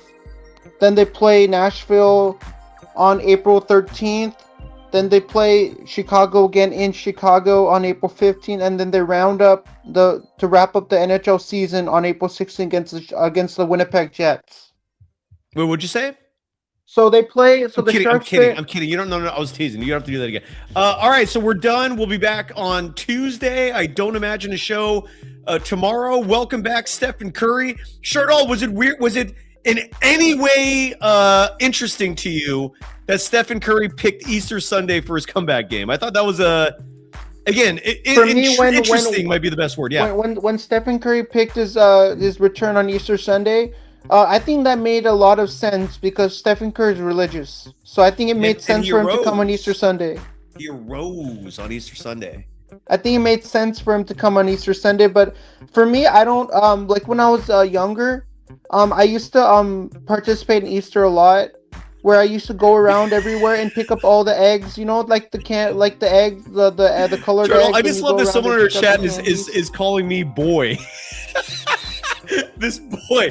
Cyrus is not a boy. Thank you. Cyrus is not a boy. Dude, Kenneth Contreras, I was thinking that. Jesus Curry. That's right. No, not Jesus Curry. Warriors Jesus. That's who Stephen Curry is. Why are you calling Cyrus a boy? Cyrus I don't know. I thought it was funny. Cyrus is in his mid. He's in his mid-50s. Stephen Curry. I think that's a good nickname for him. Warriors Jesus. Warriors Jesus. Or Warriors Jesus. So Cyrus is not a boy. Cyrus he's in his mid-50s. It's okay. It's okay. He's in his mid-50s. He's like 55. Cyrus is 55 years old. He's 10 years away from being a senior. I'm not 55 years old. I got almost 10 years until I get to 55. Slow your roll. I am not that old. I'm not there yet. I want to take advantage of my 40s. No, Cyrus 50. It's 50. Cyrus 50 years old. What's up? You're 50. No, I'm 47. No, I try and guess your age.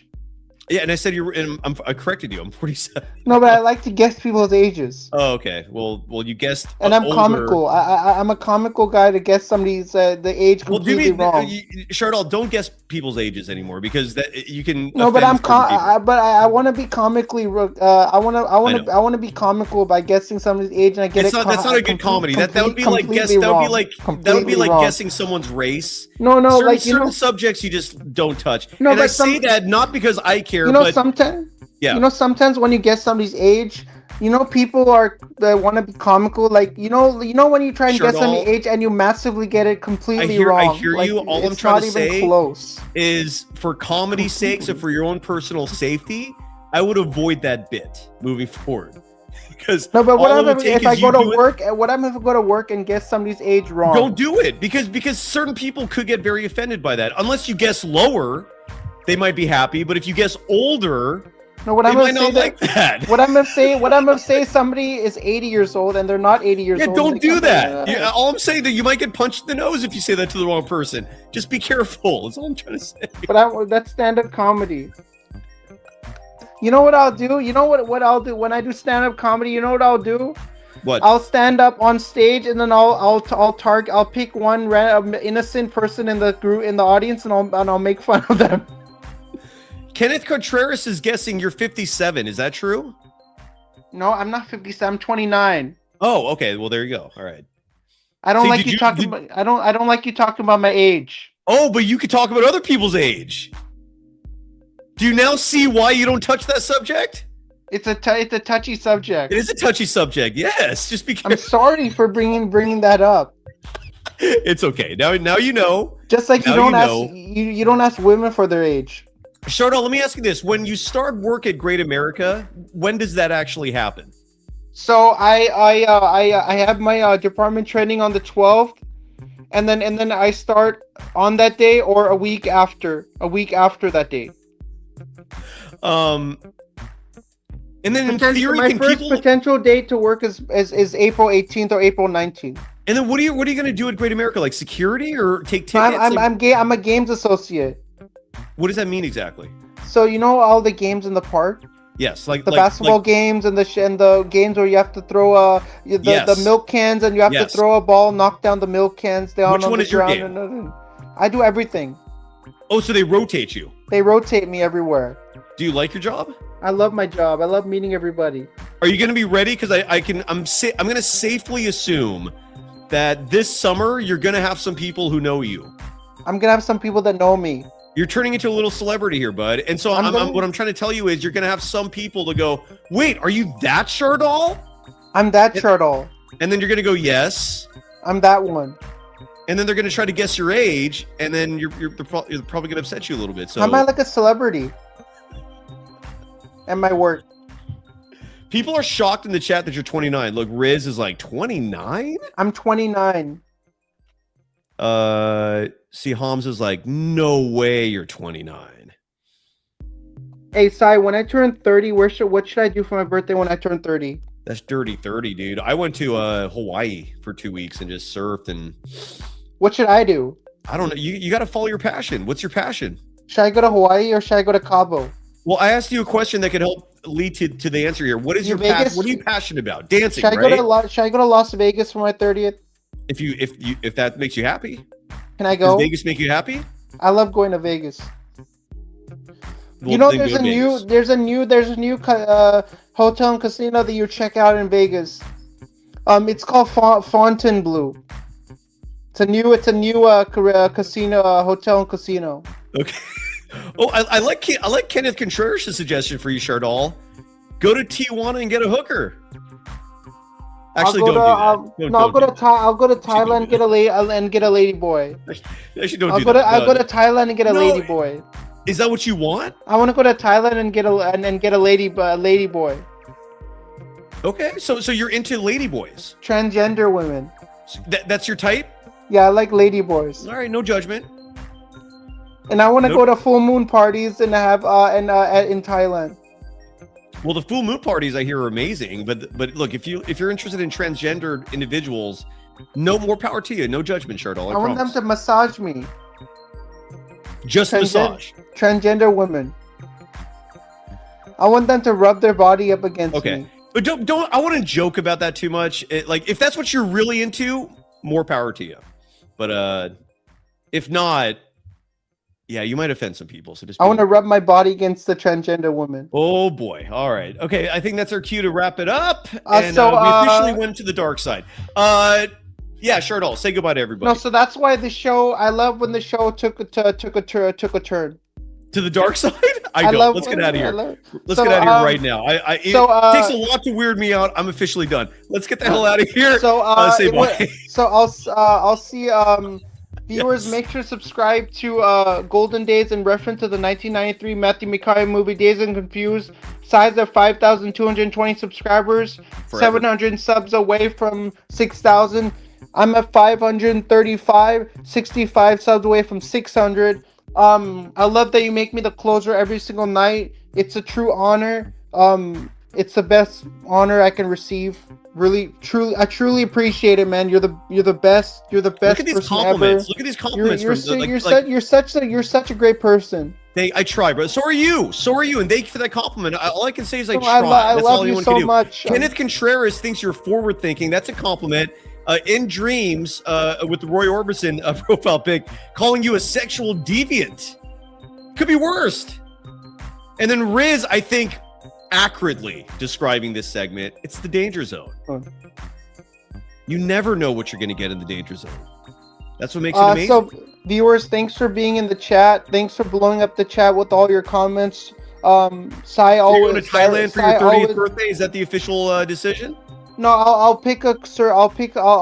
brainstorm some places that I can go for my 30th. All kidding aside, it's a long ass flight. That's the only reason why I've never done Thailand. It's like a whole day of flying. So I'll go to Hawaii. I'll go to Hawaii for my 30th. Hawaii's a good one. And then I'll learn how to surf. I'm a surfer, and I had a friend living there on a ranch. So for me, it worked out. Like if you have the money to stay at a hotel in Hawaii, and that's your spot, and you like it, do it. But if you're saying you want to go to Hawaii just because I suggested it, I would say think about it and pick a place that you know is going to make you happy. Like you love New Orleans, right? I love New Orleans. That's a spot. That's a good 30th birthday spot. New Orleans is awesome. I love that city. Yeah. I'll look forward to seeing you on say goodbye. Tuesday, April 7th against the Sacramento Kings. Or go to church as the false. Maybe that's the best place. Maybe we all need a little cleansing. So I'll see you on Tuesday, April 7th for the Golden State Warriors versus Sacramento Kings postgame show. Yes. I love that you make me the closer, man. Like I love that you are the closer. You make me so special. Because you are special. But you're making me emotional right now. Oh, you got a heart, buddy. No, I feel like crying right now. I can always set from the first moment. I can't even remember when we. I want to break down right now. You got a big heart, buddy. I want to break down right now. We'll do it after the show ends. Say goodbye to everybody. You're the best person ever, man. I love you so much.